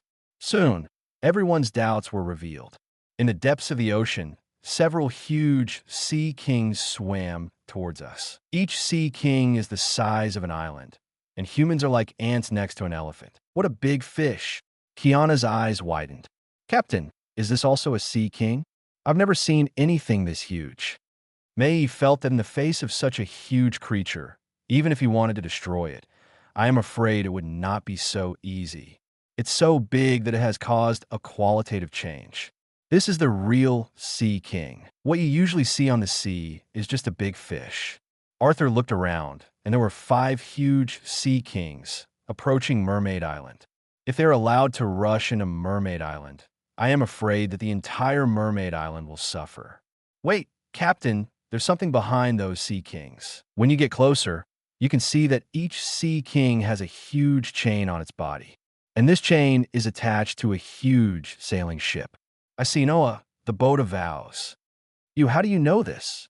Neptune was surprised to hear what Arthur had said. After all, this has been a long time ago. 800 years ago, Joe Game, a human who lived in the blank 100 years period, made a certain agreement with the mermaid princess who lived in the same era as him at that time. However, he was unable to practice it for some reason, and left a historical article of apology for Fishman Island in the coral forest of the sea forest. And this ancient giant ship, Noah, represents the original oath. The inhabitants of Fishman Island are convinced that in the future, there will be a replacement for Joe to fulfill the agreement. I'll help you solve this matter, and you have to promise me one thing afterwards. Without waiting for Neptune to speak, Arthur nodded at Rita and the others. "Wait here obediently for me to come back. Don't worry, it's okay." "Captain, be careful." Arthur nodded, and his body flew out into the sea, swimming towards the massive Sea King. What's going on? Isn't he a devil fruit powerhouse? How could he possibly enter the sea? For a long time, everyone thought that Arthur and his party were all devil fruit abilities. Only the magical power of the devil fruit can create such a terrifying existence. So it's normal to be surprised to see that the sea doesn't have any effect on Arthur. Compared to the huge body of the Sea King, Arthur's human-like body is negligible. But the overlord color that surrounds the body is impossible for anyone to ignore. It's so strong. Roger's eyes narrowed slightly. Judging from the strength of this domineering spirit alone, I am afraid that no one on this sea is his opponent. What the hell is he going to do? It's not going to be a fight with these Sea Kings. Neptune's whole body tensed.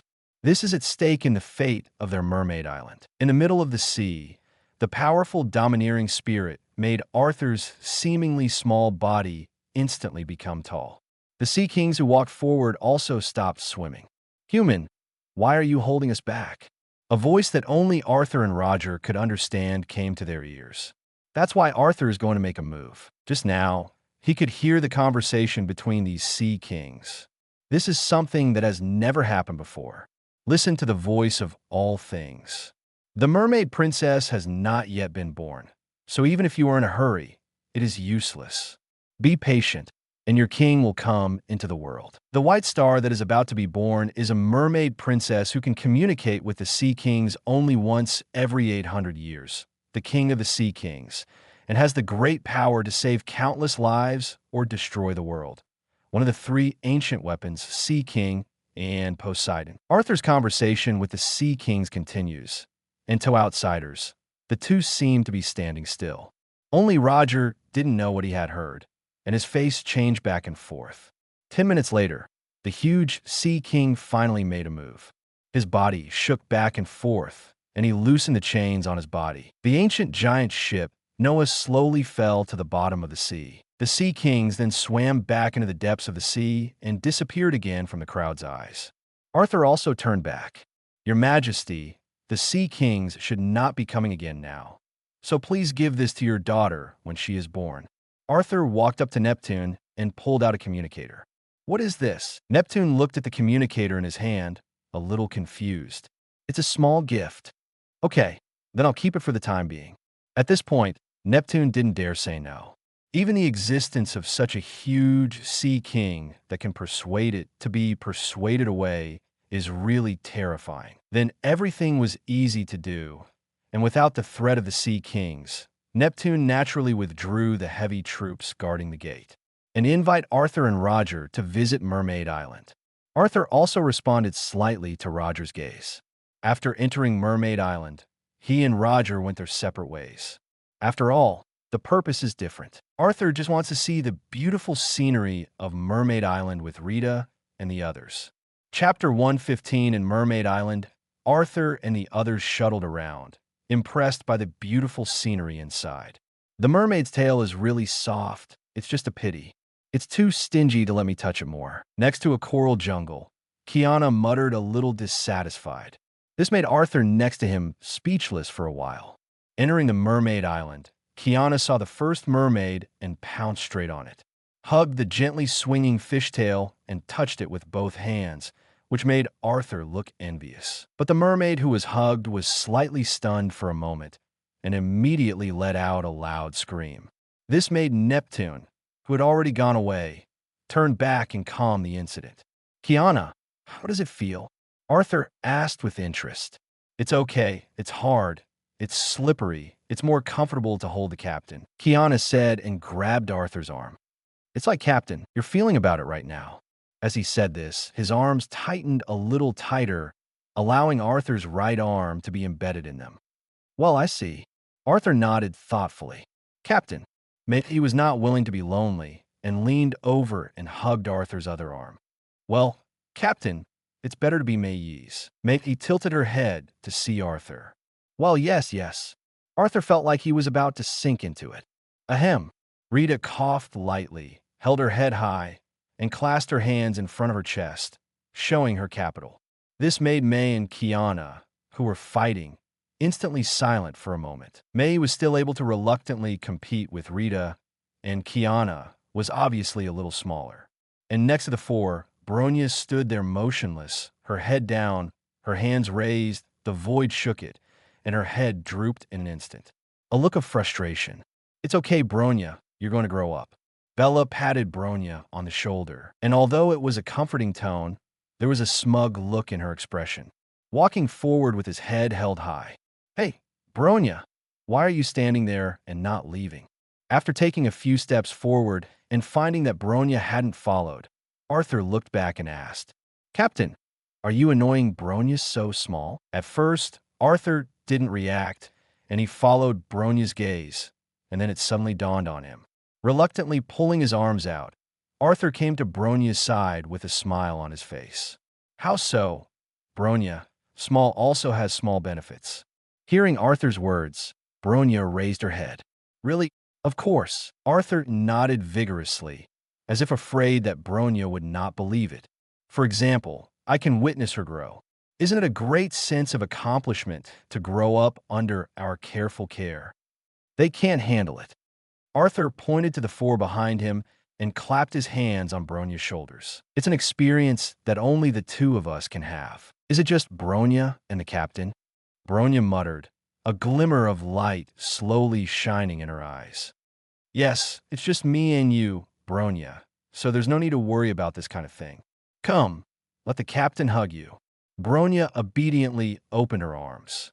The light body was nothing to Arthur. For example, like now, only with a petite body like Bronya, I can hold them so easily, so there is no need to envy them at all. "Well, Bronya understands, Captain." Bronya nodded vigorously and gently hugged Arthur's head. The four people next to him glanced at each other, and it turned out that the real winner was Bronya. A few people talked and laughed and slowly came to the Mermaid Cafe. Let's go inside and have a cup of coffee, and then we'll leave." After shopping for almost half a day, there was nothing to do, and it was time to leave.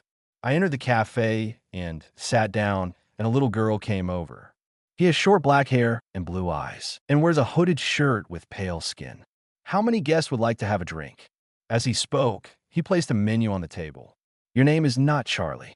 Seeing the little girl, Arthur asked tentatively, "Yes, what's the matter?" Charlie looked at Arthur suspiciously. She had also heard of the fact that humans had let the sea kings who had attacked Mermaid Island leave. "It must be the person in front of you. I heard that your divination is very accurate. Can you do it for us?" Arthur is also full of curiosity about divination. But Xiali was a little hesitant, and her face was very embarrassed. "This is your expense." Arthur pulled out a bag of Bailey and placed it on the table, then asked the guest to draw a card.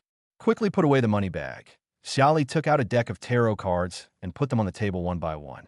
78 tarot cards fill the table. Divination.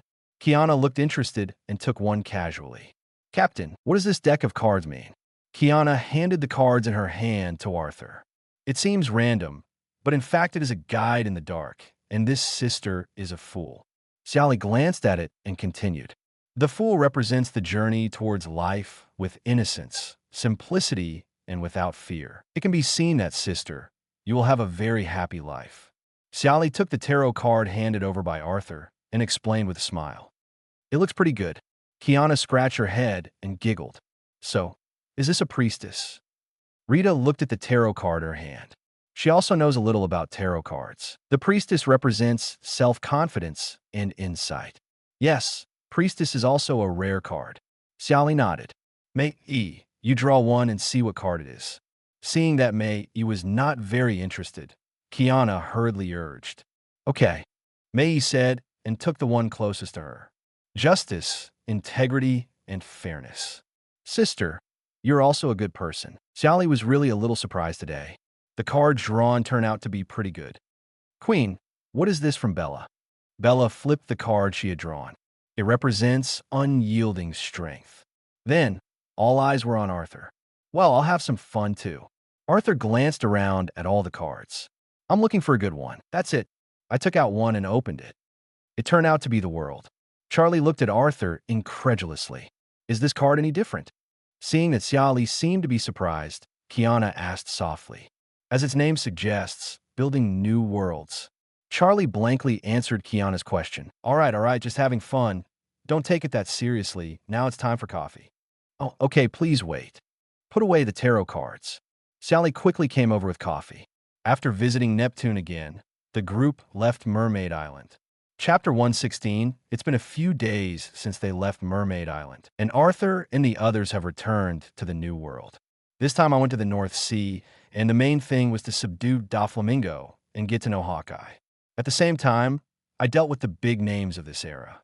Each one is a presence standing on the top of the sea, but unfortunately, it doesn't have much attraction for Arthur. Arthur, who was sitting on the sofa, recalled this experience and gained a lot. Captain, why aren't your hands moving? Bronya, who was on her lap, asked, tilting her head. Oh, sorry, it's a bit of a distraction. Arthur shook off the thoughts in his head and began to concentrate on continuing the work at hand. And Bronya also cooperated and took a deep breath and leaned on Arthur. Opposite Arthur, Kiana held a fork in her hand and poked the jelly in front of her again and again. The temptation of the delicious jelly did not draw Kiana's mind to it at all. This kind of thing is extremely rare. The originally beautiful jelly was now poked into 1,000 holes and turned into a mess. No, Bronya, you come down now. Kiana slapped the table and glared at Bronya, whose eyes were slightly closed and a look of pleasure was on her face. Bronya, seeing Bronya ignoring herself, the anger in Kiana's eyes rose slowly. Finally, Bronya moved, but found a more comfortable position. Kiana, what's the matter? Bronya's confused expression made Kiana almost go berserk. What else are you asking me about? It's been a few days, and you've been holding on to the captain. Since leaving Mermaid Island, Bronya has been glued to Arthur. 24 hours of non-separation. This has allowed Kiana to accumulate considerable resentment. Some gnashed their teeth and stared at Bronya. But if you want to grow up quickly, you must be gently irrigated by the captain, and Bronya has calculated that it should be effective in more than a month. Bronya's words made Kiana almost spurt out a mouthful of old blood. It's still a month, and now she doesn't want to wait a day. No, you've been dominating the captain for many days, and now it's time for me. Kiana pouted and reached out for it. This made Arthur look confused. When did he become an object? Well, I have the best of both worlds. Arthur felt that he had to speak now. What's the solution? Bronya and Kiana asked at the same time. It's actually quite simple. Arthur hugged Bronya down. Come, you two stand face to face. With Arthur's words, Bronya and Kiana moved at the same time. The two of them stood opposite each other at a fist distance. Is that what it looks like? Captain. Kiana looked at Arthur suspiciously. Yes, now you're hugging each other. Seeing the two hugging each other, Arthur nodded with satisfaction. Then, no matter what happens, don't be separated. A smile tugged at the corner of Arthur's mouth, and he carried the two upstairs with lightning speed. Before the others in the living room could react, the three of them had already disappeared in front of their eyes. I saw the bedroom door slowly closing.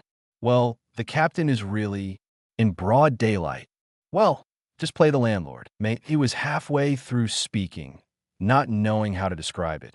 And after a little thought, she took out the noun that Arthur had inadvertently said. Fighting the landlord, it's really appropriate. Rita shook her head with a smile, picked up the grapes on the table, gently peeled off the skin, then put them in her mouth, stretched, and stood up. I guess they won't be done for a while. You can go in if you want. I believe the captain won't refuse. It's nothing more than going from fighting landlords to playing mahjong. Seeing Mei's gaze peeking from time to time, Rita teased. Rita, don't talk nonsense. The embarrassment of being found out made Mei's expression show a hint of panic. It's okay. Everyone is so familiar. What else is there to be shy about? Since you have taken possession of the day, it will be mine after dinner. Rita said generously and walked towards the kitchen. It seems that it is necessary to make up for the captain. Otherwise, it will be me who will suffer. Within Hyperion, Arthur was exploring the origin of life and studying the mysteries of the universe when he was sowing seeds with his face to the earth and his back to the sky. The Golden Lion on the other side found Roger. Roger, work with me and let's take out Arthur together. These were the first words the Golden Lion said when he met Roger. This sentence shocked everyone on Roger's pirates. How much enmity is there between this golden lion and Arthur? Looking at the current posture of the golden lion, it seems that he has a blood feud with Arthur, and he actually found them to seek cooperation. Golden Lion Shiki, if you have any grievances with Arthur, please don't involve us. This sentence can be regarded as a disguised rejection of the Golden Lion's request for cooperation. Roger has always been very cautious about Arthur, not to mention the scene I saw on Mermaid Island a few days ago. If you cooperate with Shiki at this time, unless he has a hole in his head, it's more than enough for the two of us to join forces and conquer this, see? Roger, you have to think about it. There was already a hint of threat in Shiki's tone. For the Golden Lion, when he was rampant on the sea, Roger was just a newcomer. We are different. Just one sentence already shows Roger's attitude. Roger, his goal is not to conquer the sea, but to explore the blank 100 years. To this end, recruit companions and look for historical texts. Set a goal and work towards it. What you want to conquer is just a great voyage. Very well, Roger. I won't be alone next time. I hope you'll think it through then. The Golden Lion is gone, and he wants to return to his lair, this time taking all his men with him. He still didn't believe it. He was wilted in the face of Arthur before, and now he can't get off the stage in the face of Roger. He's a dignified captain of the Flying Pirates, a fleet admiral, and he can't handle Roger. Captain, it's not good. Watching the Golden Lion leave, Riley's brow furrowed. I'm afraid I won't be so easy to talk about next time we meet. Everyone, get ready. The Golden Lion will not give up. Roger is well aware of this. It doesn't matter whatever kind of Golden Lion he is. Captain Roger is the most powerful. Shanks jumped up with his fist on the deck, having a deep admiration for Roger. Chapter 117. Early in the morning, Arthur leaned on the head of the bed and looked at the system interface in front of him. Just completed a 10-round resupply. In the space of these few days, Bronya was finally promoted to SS rank. There are still 11 character fragments left to reach the full level, and I believe that the next supply will be able to get it. I'm really looking forward to it. The Lawgiver of Reason constructs everything. When the time comes, Bronya will be the one that everyone fears again. Captain, you woke up so early today. Was Rita not hard enough yesterday?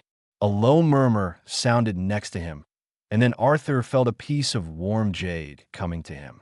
How so? It's not because the dinner you made yesterday, Rita, still doesn't make me feel sleepy. Thinking about the perfect tonic soup that Rita had prepared for him, Arthur really didn't know what to say.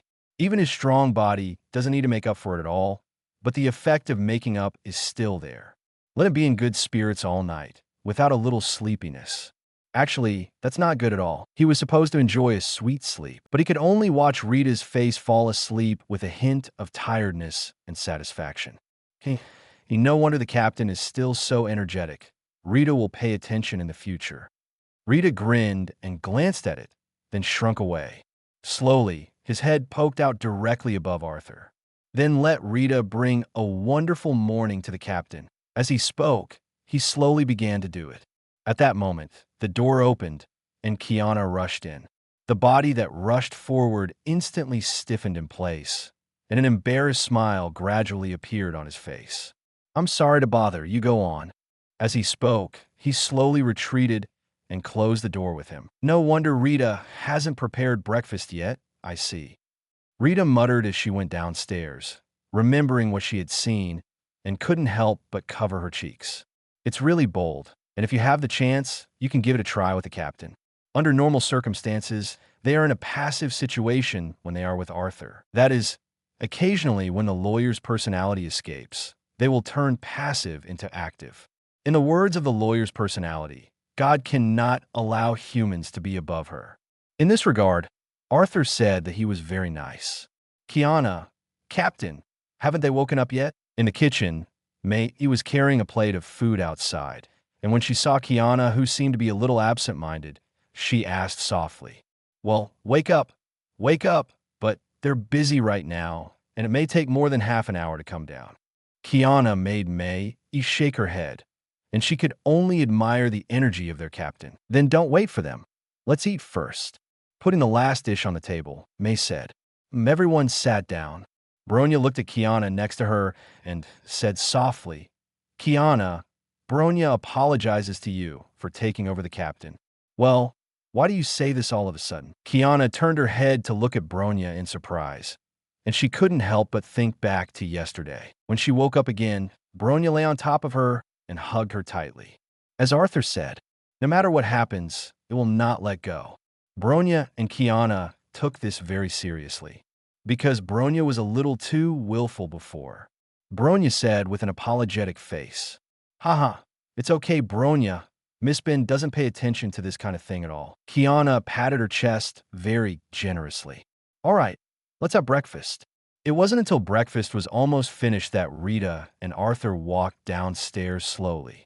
Seems to be a little faster today, Captain, Mai said with a smile on her face. 18 minutes, 32 seconds faster than the last time.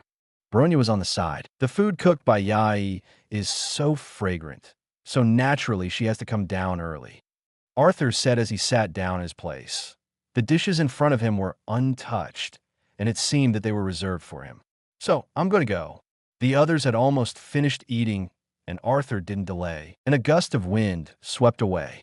Rita maintained the same speed, only with a much more elegant look. Yes, yes. Mei's craftsmanship is good again. Rising from his seat, Arthur patted his stomach in satisfaction. If only the captain liked it. Mei smiled and began to prepare to clean up the dishes and chopsticks. Captain, do you have anything interesting today? Seeing Arthur resting on the sofa, Kiana ran straight over. Didn't you have enough yesterday afternoon? Arthur's eyes widened as he looked at Kiana. That's not the kind of thing, Captain. Kiana retorted with a flushed face. So how about we fish? Arthur smiled and made another suggestion. Fishing? Let's have a fishing tournament and see who catches more. Kiana instantly came to her senses and shouted with open hands. Mai, Rita, Bella, Bronya, the captain said that there's going to be a fishing competition, and whoever catches more will be rewarded. The sound echoed through the room, which intrigued everyone. In terms of fishing, Mai has also dabbled in it. Mai looks confident. Since there is a reward, then Rita should also be serious. When it comes to fishing, Bronya can't lose. Fishing? It's not as fast as catching fish directly. Bella was a little confused about the time-wasting behavior of fishing. Soon, after everything in the room was put in order, everyone was on deck. AI-chan, turn off the Huberian sonar. Because of the presence of sonar, neither small fish nor sea kings will come close. Okay, Captain, it's closed. Do you need to release some more bait? Ai's proposal came from the communicator. Okay, let's have some then. Arthur nodded. There were so many of them. If there was bait, it should be able to attract more fish. Once the bait is refilled, it is expected that a large number of fish will arrive here within 30 seconds. Ai's voice fell, but it didn't take 30 seconds at all. In less than 10 seconds, the calm sea could be seen boiling in the distance. Dense sea kings scrambled to approach Hyperion. AI-chan, what kind of bait did you release? It's not going to attract all the sea kings in this area. Seeing such a scene, Arthur was really a little powerless to complain. Chapter 118 Above the Sea. A dense crowd of sea kings approached a ship. If it were anyone else on the ship, it would have scared the souls, but at this time on the deck of Hyperion, Kiana cheered. Wow, that's a lot of fish. Looking at the sea kings at that head, there was a bright light in his wide eyes.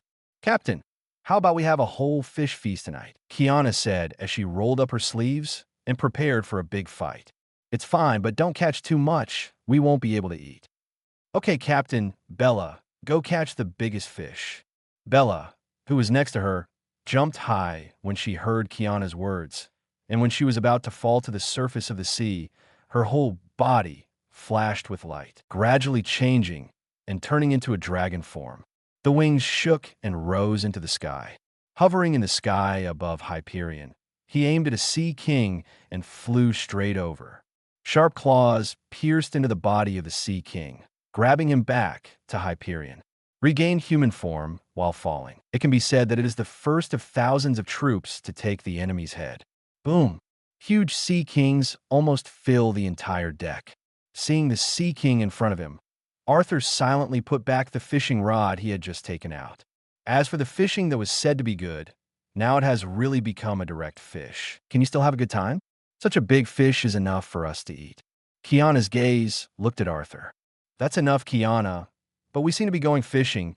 You just let Bella catch a... Oh, Captain, don't worry about these details. Don't you just have fish? Kiana waved her hand nonchalantly. Well, there seems to be a little bit of truth to that. Seeing Arthur's speechless expression, both Rita and May not only covered their mouths and chuckled.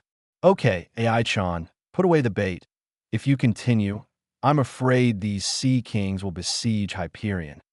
Understood, Captain. Ai's voice came from the communicator, putting away the bait. The sea kings who were like hungry wolves pounced on their food slowly regained their composure, and then scattered and disappeared in front of them. But a few of them swam towards Hyperion. It's a lot of trouble to handle such a big fish. Rita saw the sea king in front of her bow her head and ponder, thinking about how to deal with it. Let's clean it up a little bit first. With a wave of his right hand, a huge scythe appeared. Brush, brush, brush. A few cold rays flashed, and the sea kings had been cut into pieces. Rita, I'll help you, May said and walked over. Seeing this, Arthur sighed. Just now, I was excited to say that I wanted to fish, and the result was 3 minutes of heat. Shaking his head, he sat on the side of the boat, took out a fishing rod, waved it gently, and began to settle down. Rita and May were busy, and Kiana and Bronya stayed next to Arthur, silently not speaking. Bella brought tea. Feeling the sea breeze blowing around him, Arthur's heart gradually became calm. Maybe that's the fun of fishing. It doesn't matter how many fish you can catch, but in the process of fishing, release your heart and return to nature. Kiana looked at Arthur with her head in her right hand.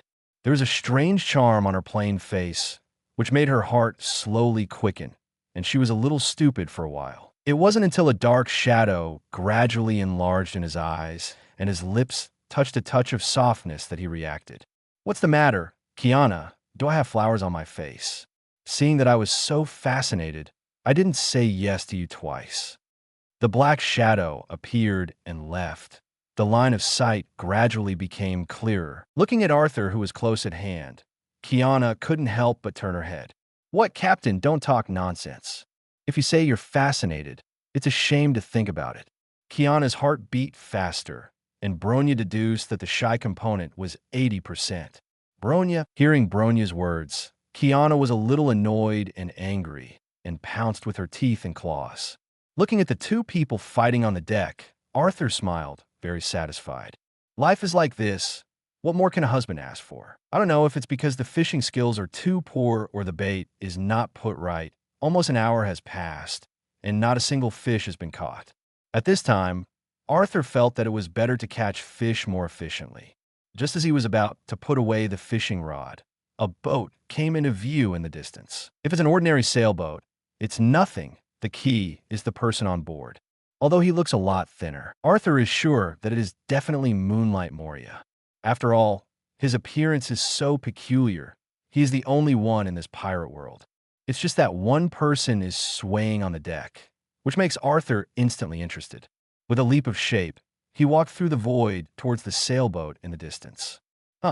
Where's the captain going? Kiana, who had already caught Bronya, saw Arthur's departing back and wondered. Oh no, Bronya, don't try to run.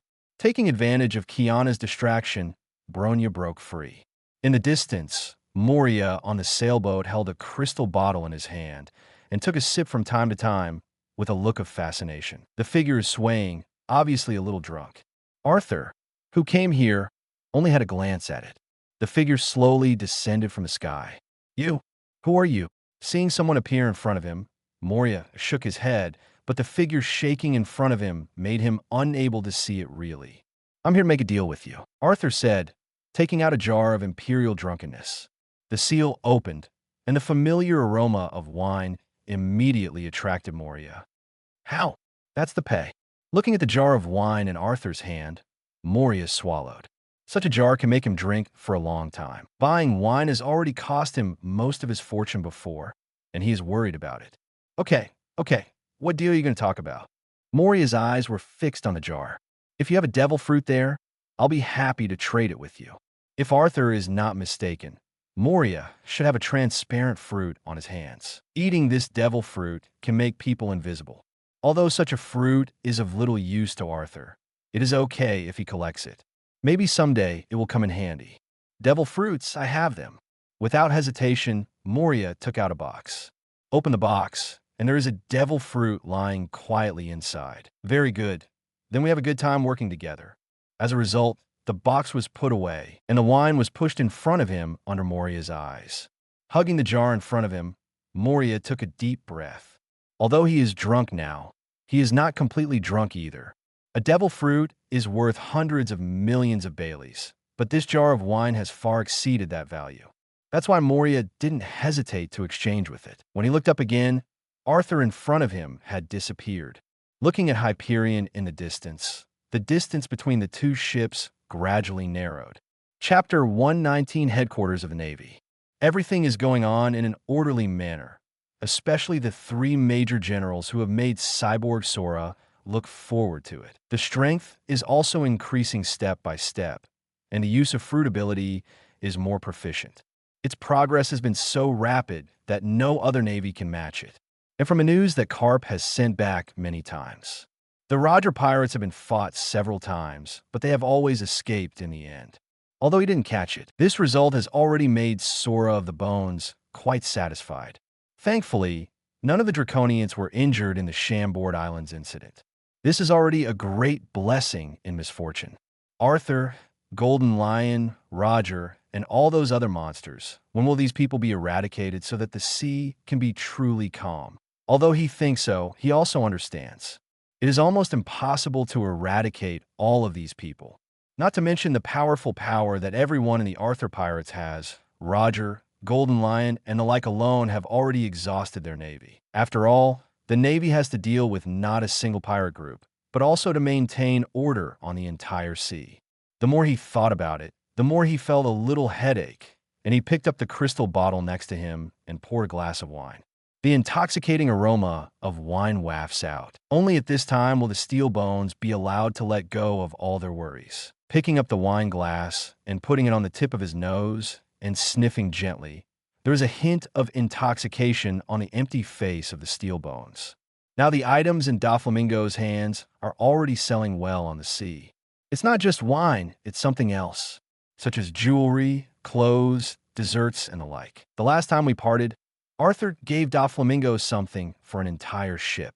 Although the price is relatively expensive, there are many rich people. Just as Cyborg put the glass to his lips and was about to taste it slowly, reports the air marshal, there is important intelligence. The loud voice of the Navy came in from outside, which made Cyborg reluctantly put down the wine glass in his hand. In the face of such a fine wine, if it didn't have time to taste it slowly, he would rather not drink it. Drinking the whole glass of wine in one sitting, like a cow's drink, is simply a desecration of this fine wine. Kumain, as the words fell, the door opened, and a Navy man walked in. Report to Marshal Air. Important information is coming from the front. After speaking, he took a step forward and respectfully placed the folder in his hand in front of the steel bones. Opening the folder and glancing at it, Steel's face gradually converged. Turning them over one by one, the expression on his face became extremely solemn. 1,000 words converged into one sentence. Golden Lion Shurji is going to make a big move.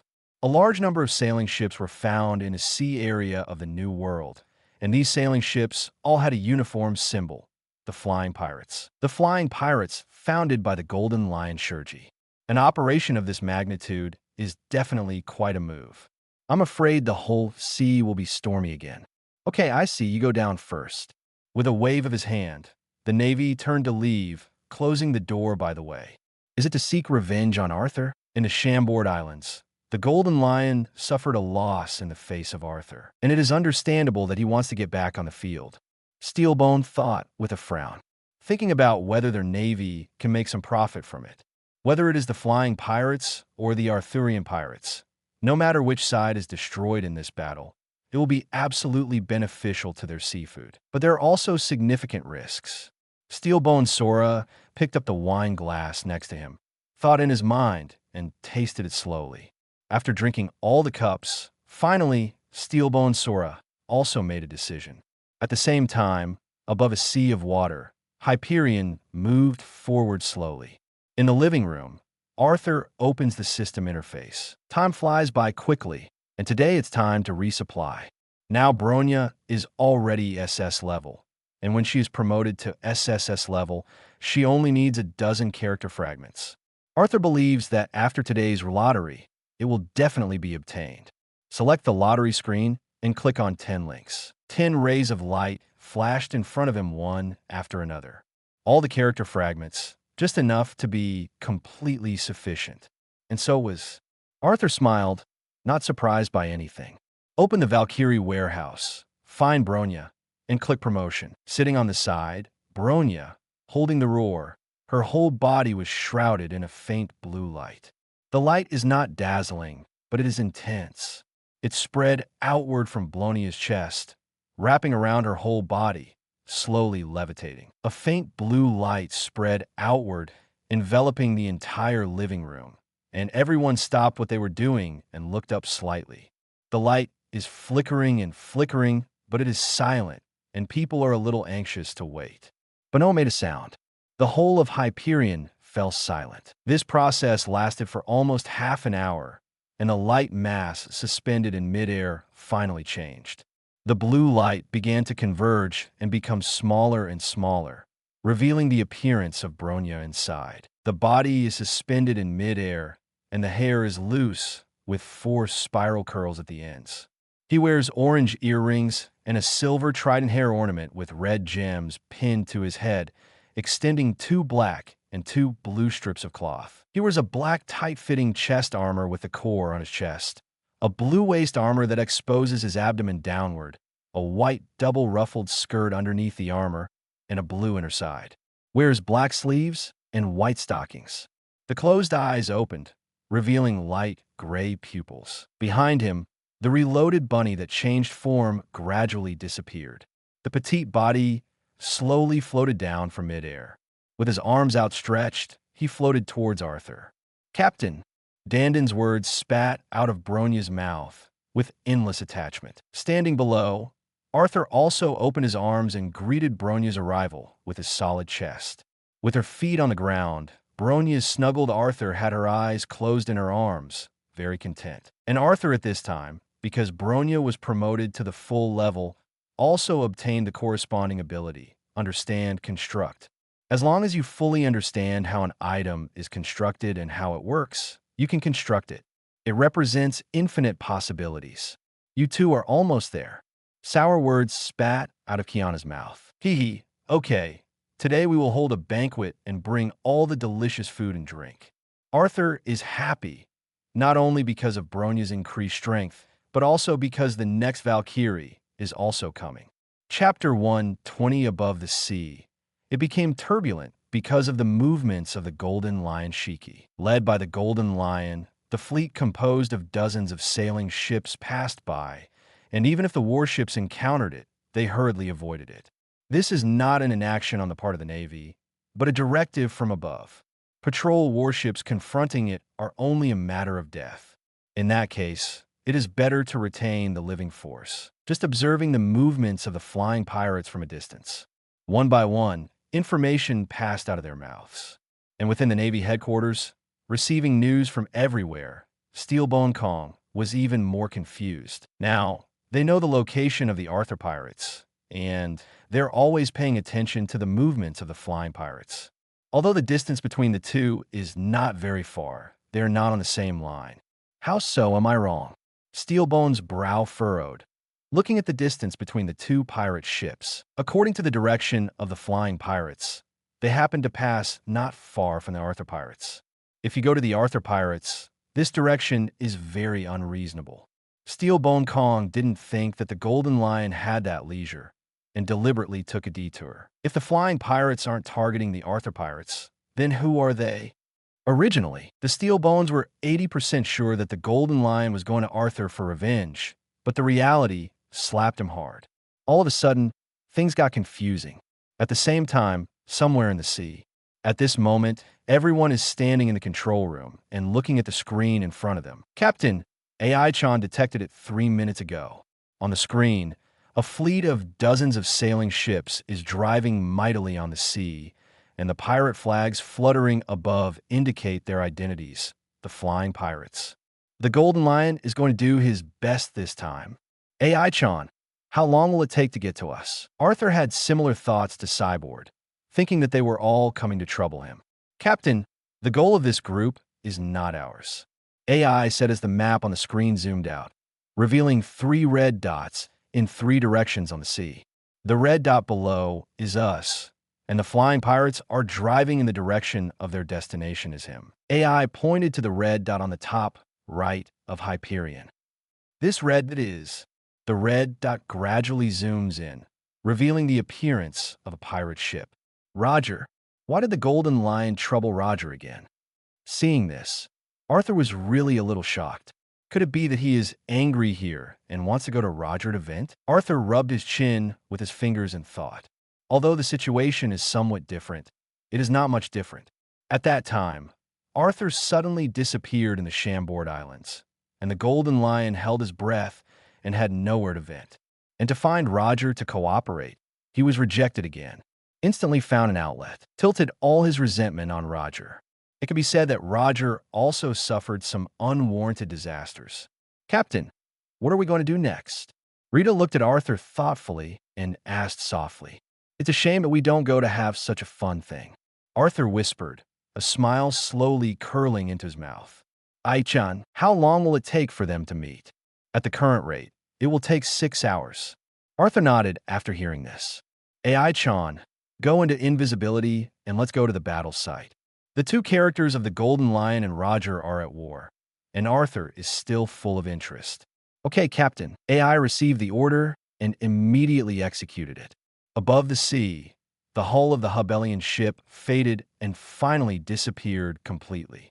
At the same time, in another stretch of sea, several warships moved forward slowly. These warships were ordered by Carp to besiege the Roger pirates. It's just that the encirclement and suppression of the pirates are not always hunting, and it is also appropriate to sneak away from the occasional busy. Carp sat in a chaise longue with a hat over his face and fell asleep, and those who didn't know thought he was on vacation. The Navy guards everywhere and vigilantly observes the situation in the surrounding seas. Blue, blue, blue. Just then, the phone bug on the table next to Carp rang. Carp raised his hand and fumbled, picked up the phone, and sat up reluctantly. Hey, what's the matter? The lazy tone made the corners of the eyes of the steel bones on the other side jump fiercely.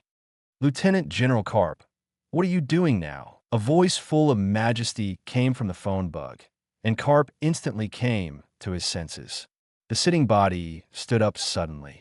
Report to Marshal Sky. The search for Roger's pirates is currently underway. The answer was neat, but Steelbone didn't believe what he said. But this time he had more important things, and this little thing was put aside for the time being. Lieutenant General Carp, listen to me carefully now. The tone was serious, which made Carp a little confused. Well, Marshal Sora, I admit to slacking off a bit. I'm not talking about that. Oh, what's that? Carp was really scratching his head this time. I thought that Steelbone was going to reprimand him, but I didn't expect it to be not. Resisting the urge to fly over and beat Carp, Cyborg took a deep breath and continued. I just got the news that the Flying Pirates are all dispatched, and they're very close to your location. Carp reports his position every day, so Cyborg knows about it. The Flying Pirates. Carp's brow furrowed, a little confused. According to the information we have so far, such a big move by the Flying Pirates must be going to cause a big deal.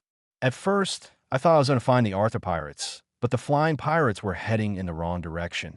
And now, at last, they know their true purpose. As time passes, getting closer and closer to the goal. Its purpose is already self-evident. What is the purpose? Carp questioned. In this area near you, there should be only the Roger Pirates besides you. Although Carp and Roger are not at war now, even during the truce, the 2 sides will not be too far apart. Knowing Carp's location, he naturally knows the location of Roger's pirates. Now that the steel bones are empty, the target that the Flying Pirates are looking for is the Roger Pirates. Report to Lieutenant General Carp. Anomalies have been found in the distance. At this moment, the Navy, which was in charge of observing the surrounding situation, reported loudly. Carp went with the prestige. In the distance, dozens of sailing ships could be seen heading towards them. Swing well, like a giant beast in the wilderness. Lieutenant General Carp, what's going on? It was clear that some voices were also heard through the phone. Marshal Kong, they have already arrived. The flying pirates. At this moment, Carp's face was full of seriousness and seriousness.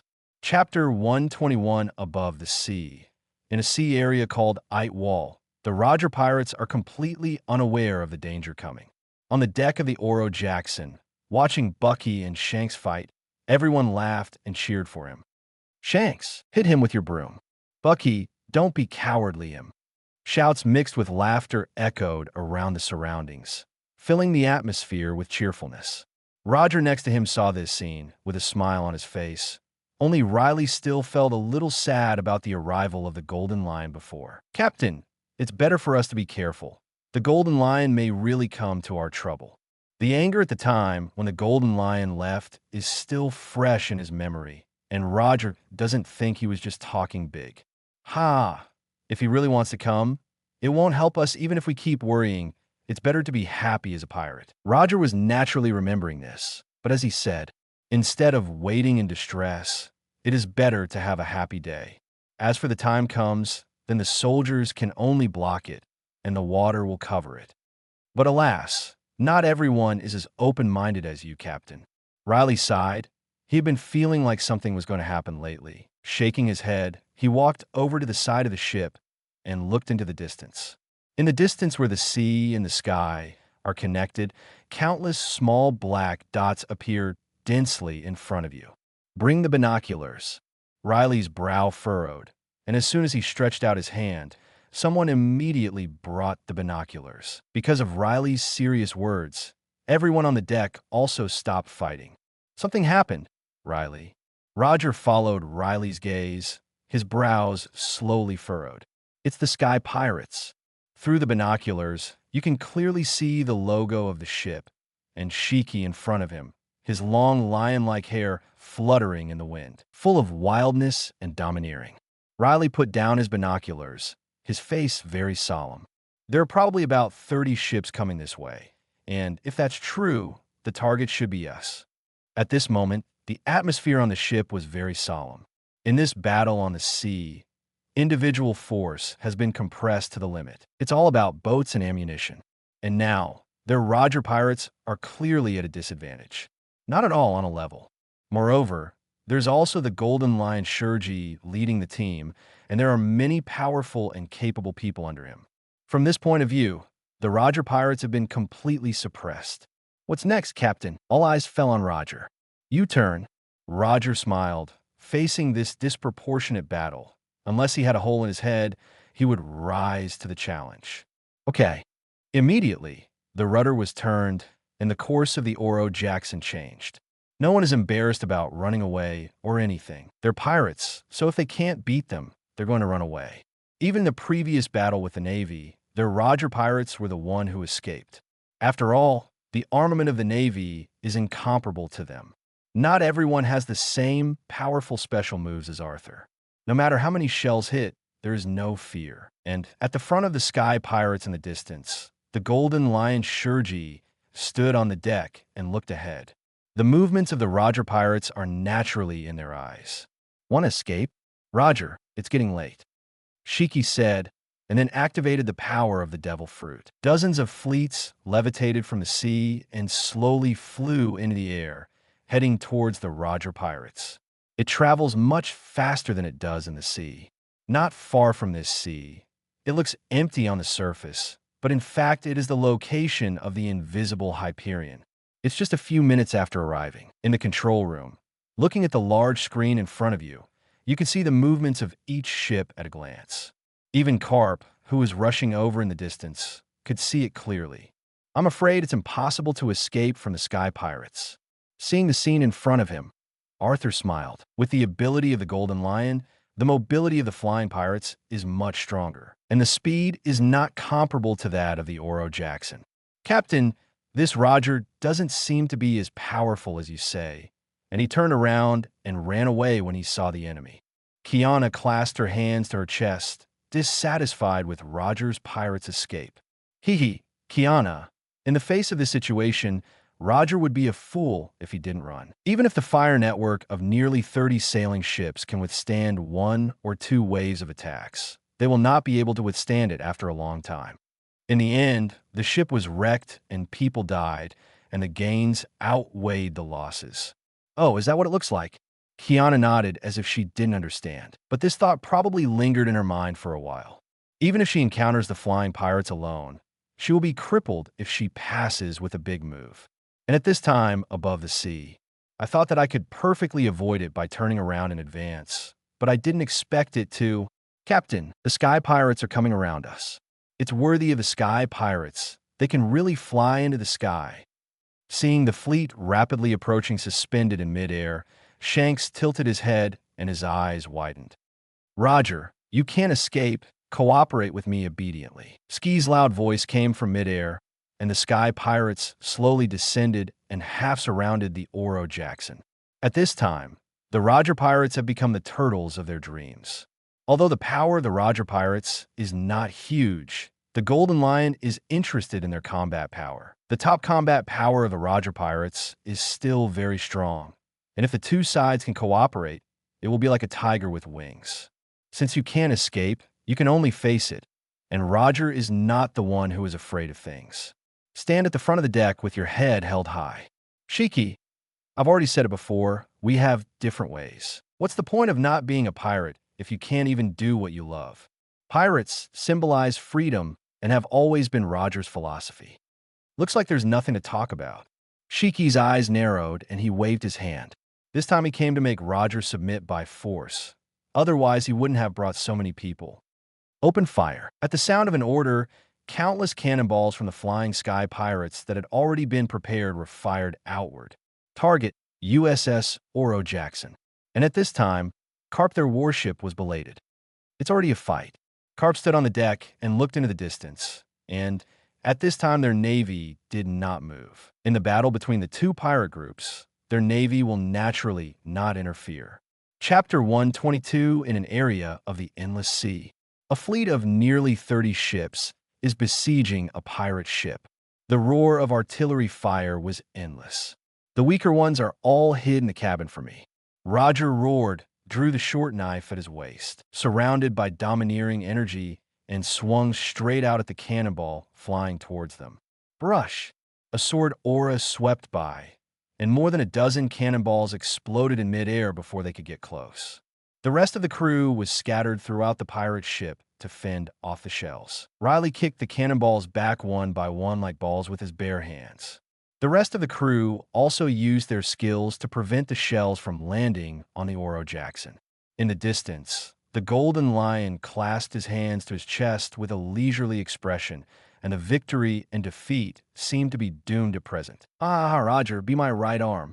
The voice was so arrogant that even the sound of the cannonball could not be concealed. I refuse. Roger's voice was so firm that one could hear that his determination was unshakable. Captain, it's not the way for us to be passive and defensive. As Arthur said at the beginning, in the face of waves of cannonball attacks, the people on the Roger pirate ship were able to block it at first, but after a long time, they would lose it for a long time. When the time comes, that's when you're really in a desperate situation. In that case, let's attack. Roger's gaze swept around, and in order to break through, he had to find the weakest point. Right full rudder, full speed ahead. Okay. The Oro Jackson changed direction again, charging at the weakest point of the siege. Are you still dying? Roger. The Golden Lion's tone was full of disdain, and with a wave of his right hand, the formation changed. Keep rushing. Looking at the changed formation in front of him, Roger shouted, standing at the front of the deck with a sharp gaze. The domineering aura surrounded the short knife that was slowly raised, and the momentum of the whole body gradually condensed at this moment. Captain, why are they rushing at us? Kiana blinked when she saw the sky pirates change formation and approach their side. It's okay. We're invisible. They can't see it. Arthur waved his hand nonchalantly. In the middle of the screen, Roger took the lead, and the short knife in his hand was swung out continuously, cutting the cannonballs that were more and more dense in half. The distance is getting closer and closer, and it looks like it's about to crash into it. Brush. A huge sword aura burst out from Roger's short sword. The sharp sword made the whole sea quiet.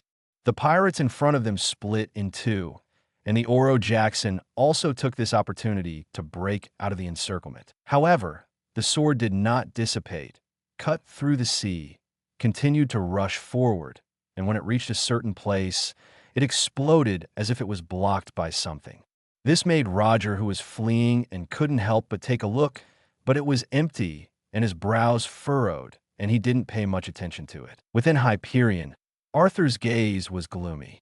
I didn't expect to just stand far away and watch a play, so I was inexplicably subjected to this.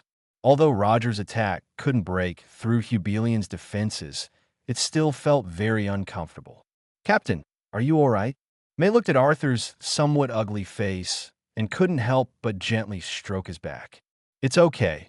It's acceptable to pay a little price for watching the show." However, Arthur did not expect that the price paid would be much heavier than he expected.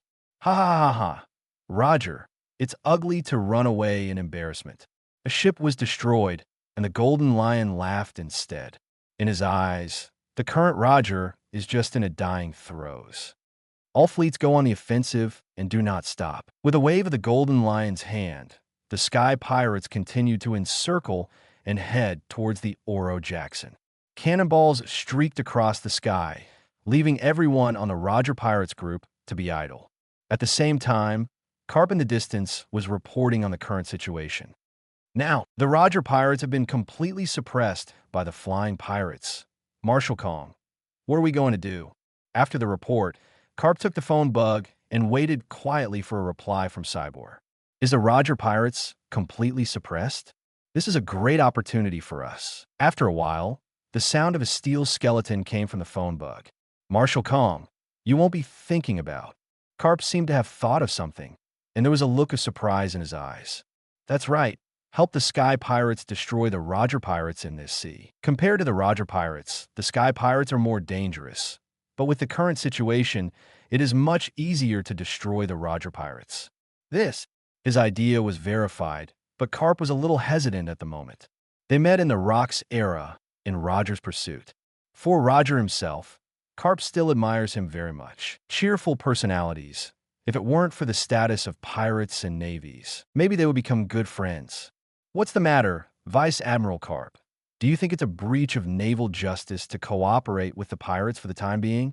I hadn't heard Carp's answer for a long time, and Skuru's tone was a little stern. "No, Marshal Kong, I will carry out your orders. It's not the first time they've cooperated with pirates. When he was able to destroy locks, Roger also made a lot of efforts. Now that we have to meet in this way, I have mixed feelings." "Very well. I await your news of triumph, Lieutenant General Carp." Putting away the phone bug and taking a deep breath, Carp immediately ordered, "The whole ship is leaving." The warships in the distance immediately set off and headed towards the Roger Pirates. "It's the Navy. There's the Navy ahead. It's terrible to run into the Navy at this time." The faces of everyone on the Roger Pirates changed. The breakthrough did not let them relax, because the Golden Lion behind them has been in hot pursuit. And at this moment, there was a navy approaching head-on. There are wolves in front and tigers in the back, and the Roger Pirates are caught in the middle. It's a terrible situation. "Open fire." Coming into range, Carp gave the order, and countless shells rained down on the Oro Jackson. "Roger." The pressure on them suddenly increased. "If it goes on like this, I'm afraid it won't last long at all." "Ha ha, Roger. It's too late to regret it now. Cooperate with me. These navies in front of you are not to be afraid." The Golden Lion ate Roger's tone. If you want not to be destroyed, you can only cooperate with him. Roger didn't answer the Golden Lion's words and stared straight ahead. "Carp." An angry roar came out of his mouth, carrying the momentum of a dead fish and a broken net. Cannonballs flew around the Oro Jackson. However, at this moment, a figure appeared next to Roger's pirates. The heavily armed bunny was suspended in midair with Bronya's body, and faint words came out of her mouth. "The captain said he would destroy you all."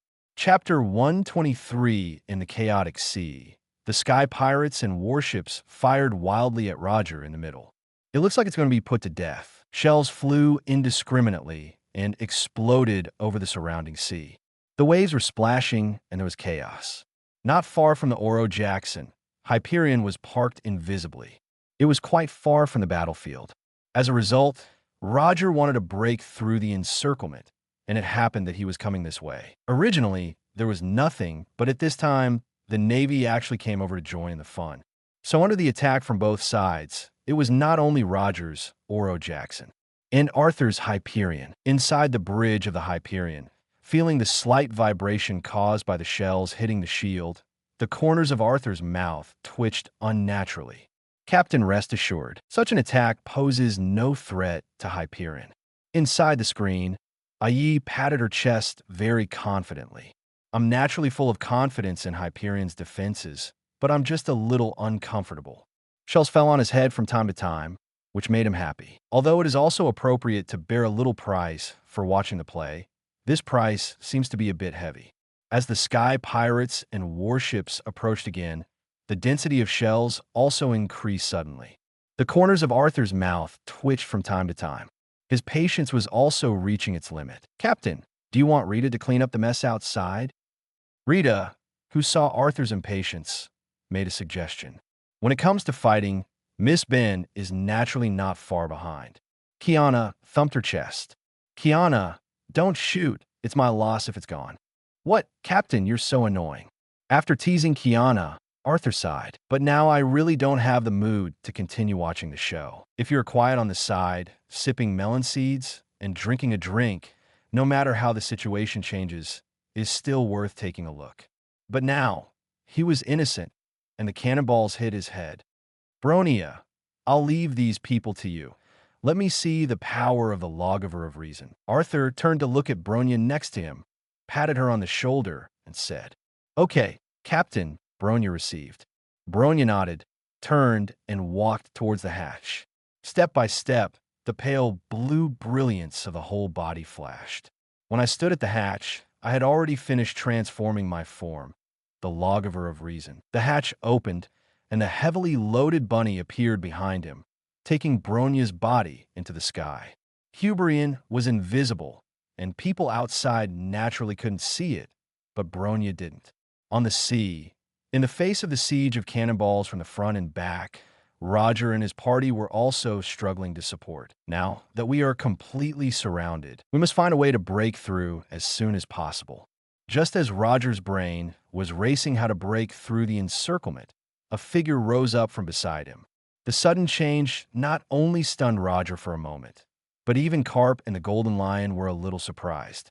Looking at the figure suspended in midair, Carp frowned. "This guy seems to be of the Arthur pirates." Halfway through that, my pupils slowly widened. Could it be that the Arthur pirates are also around here?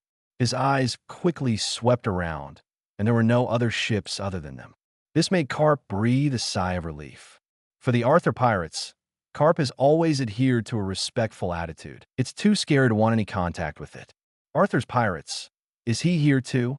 Seeing the figure suspended in midair, the Golden Lion's eyes widened. All the new and old hatreds in my heart have emerged. The sharp gaze swept around, but found nothing, and finally settled on Bronia. "As long as I catch you, I don't believe that Arthur won't come out. Don't think that there is no way to take you in midair." As he spoke, the Golden Lion immediately activated the power of the devil fruit, and the sailboat under his feet slowly levitated. In the sky, Bronia looked down like a god from above. Facing the Golden Lion, who was coming at great speed and still had a rampant smile on his face, he slowly stretched out his right hand. "Mimic the Star of Eden. Gravitational rays." Faint words came out of Bronia's mouth, and in the white and delicate palm, the black energy gradually expanded. "What is this?" The closer he got, a touch of uneasiness suddenly appeared in the Golden Lion's heart. Whoosh!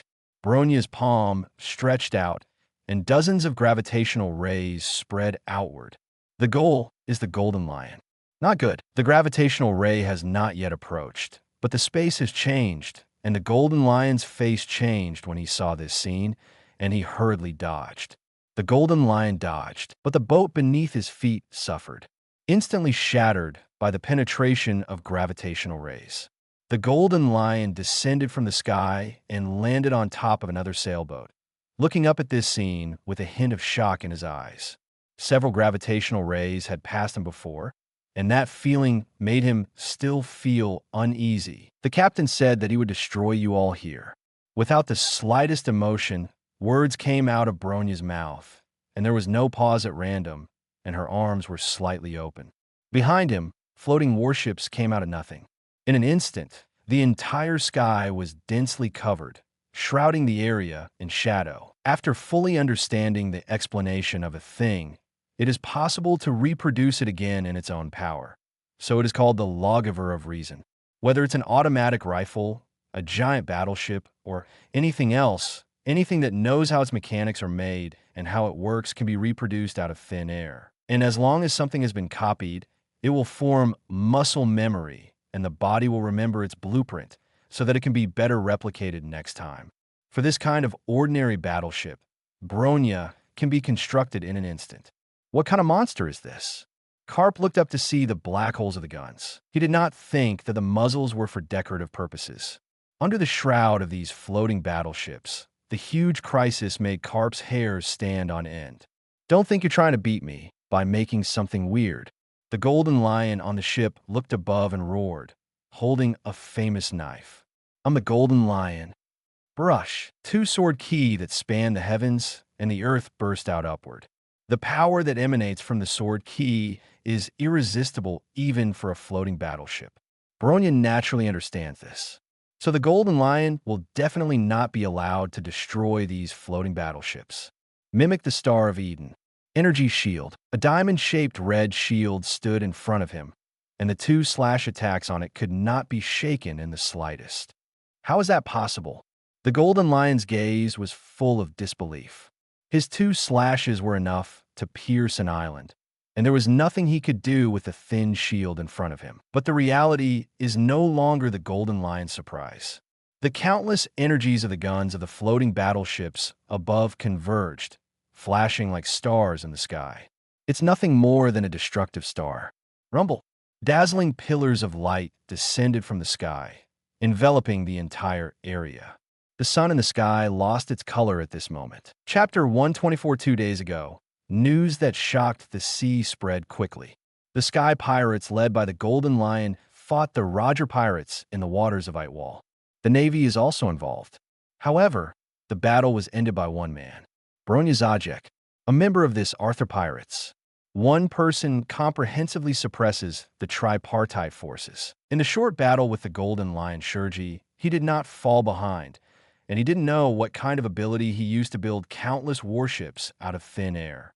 Suppress with absolute firepower, so that the three forces are completely defeated. After that, he disappeared. Such news spread like the wind throughout the sea. Let everyone recognize the horror of the Arthur Pirates.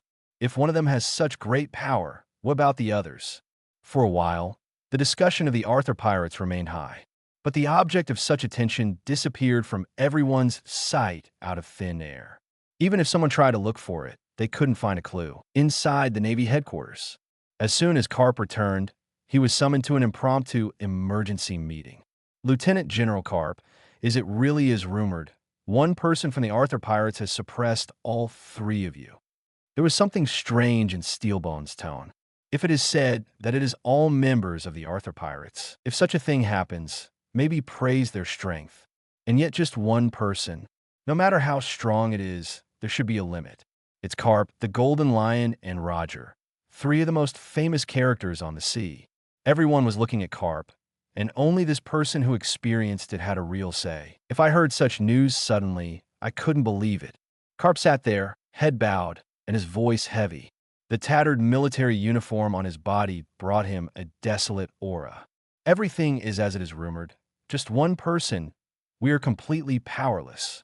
With absolute fire suppression, we don't even have the slightest room to resist. Perhaps only our Navy's demon-slaying order can compare to it. When he thought of the scene, Karp felt nothing but deep despair. Seeing Bronya appear, Karp always felt like Arthur didn't know where to stare at him. so I prepared early. When the floating battleship emerged above, it had already made the warship retreat. In any case, under the shroud of so many muzzles, it is always unsettling. And what happened next proved how right Karp's decision was. Countless pillars of light fell from the sky, each with the power to penetrate the warship. Karp, who uses the color of his armament to fend off, is well aware of the power of each attack. Fortunately, he let the warship retreat in advance, and the losses were not very large, so he left the range of attack. The worst is still the sky pirates. With the fragility of the sailboat, how can it withstand the attack of these pillars of light? Sailboats were reduced to pieces by the attack of the pillars of light, becoming the debris of the sea. And that's just a glimpse of what Karp saw. As for Roger's Oro Jackson, under the shroud of the pillar of light, Karp did not see it.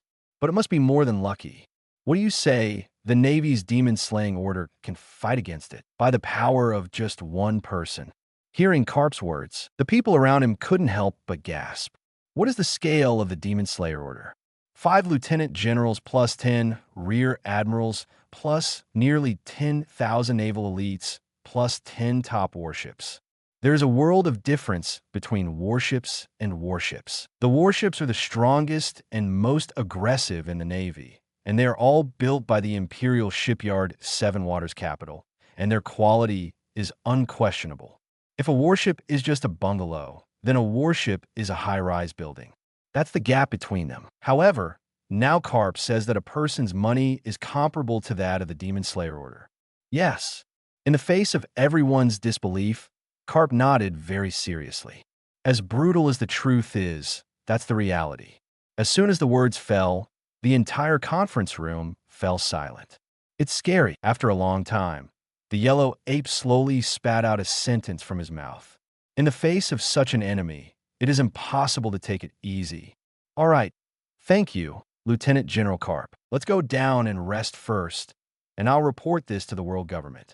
After this meeting, the top brass of the Navy became more cautious about the Arthur pirates. It also made the red dog, the yellow ape, and the green pheasant feel a lot of pressure. Based on their current record and strength, they will soon be awarded the rank of Vice Admiral. When the time comes, he will go one step further and become a general, and he will face the Arthur pirates. The three of them left the conference room and looked at each other, but they didn't say anything to each other and left. At the same time, in another part of the ocean, a sailboat moves forward and the pirate flag fluttering above proves their identity, the Flying Pirates. An angry roar emanated from the deck. Arthur, I am at odds with you. Shiki stood on the deck like an angry lion, his red gaze scribbling at each other. Let the surrounding crew members be scared away. This time, all the elites brought by the encirclement and suppression of Roger were all elites, but they were all in vain in an instant. Only such a pirate ship survived with all his might. All the others perished at the bottom of the sea. Damn. The aura of anger surrounded him, and the long hair of the Golden Lion was windless and automatic. I'll get revenge on you, Arthur. But then there was a sigh of decadence. Gather some crew members before you get revenge. On another small island, dozens of people lay on the beach, looking like they had survived the catastrophe. Finally landed safely. What kind of attack is that? It's too foul. When I met the Arthur pirates, I decided to take a detour. Words of rejoicing came out of their mouths. It's horrible. Is this the Arthur pirates? Shanks still had a hint of fear on his face. The white light that flashed in front of the pillars of light in front of him is still fresh in my memory. I'm afraid we're going to have to live on this island for a while. Roger stood up from the ground and looked at the Oro Jackson to the side. At this time, the hull of the Oro Jackson was full of holes, and if it weren't for Master Tom's excellent shipbuilding skills, I am afraid it would have fallen apart long ago. Anyway, everyone is fine. Chapter 125. Since the Battle of Eitwall, the sea has once again returned to calm. The outcome of this battle was so influential that all forces were moved by it. Not just pirates, but also navies or world governments. All of them quietly took action. It's just that it's all silent, and you won't notice it from the outside. The Golden Lion's flying pirates are destroyed, and Roger disappears from everyone's sight because he needs to repair the ship. This made Carp also rare and relaxed, and stayed at the Navy headquarters for the time being. But no one has forgotten that a potential threat, Arthur's pirates, such a force makes everyone feel like they are in their throats. Even the world government has to pay attention, begin careful investigation and research. But in the end, it must be useless. And the object of everyone's attention, Arthur is lying leisurely on the sofa at the moment, holding a gamepad in his hand. Next to her, Kiana stared intently at the screen in front of her. Hit him, hit him, hit him, amplify the moves. The movements in the hands are nonstop, and the mouth is not idle. Arthur and Kiana are now playing a versus game, similar to the King of Fighters. Oops, lost again. A punch was knocked out by Arthur, and Kiana sighed and fell on the couch with her head up. How about Kiana? I said you can't do it. I still don't believe it, and I can't accept it now. Arthur took the peeled orange next to May and threw it into his mouth, looking proudly at Kiana, who was a little loveless. It's obvious that the characters in it are not obedient at all, and they always move slowly and half a beat if you let Miss Ben take action herself. Kiana bounced up instantly, pouting, and looked at Arthur with an unhappy expression. Do it with me personally, you can't drop it either. Arthur stretched out his index finger and shook it gently, and his content. No more novels? Take part in the voting. The most requested novels and those with the most likes will be chosen for publication on euroaudiobooks.com. There, I can upload as much as I want without the risk of receiving a strike. Our 18 novels and other content that exceed what is morally acceptable are only published on Patreon or the free novels page. Remember, the site is funded by donations on Ko-fi and Patreon memberships.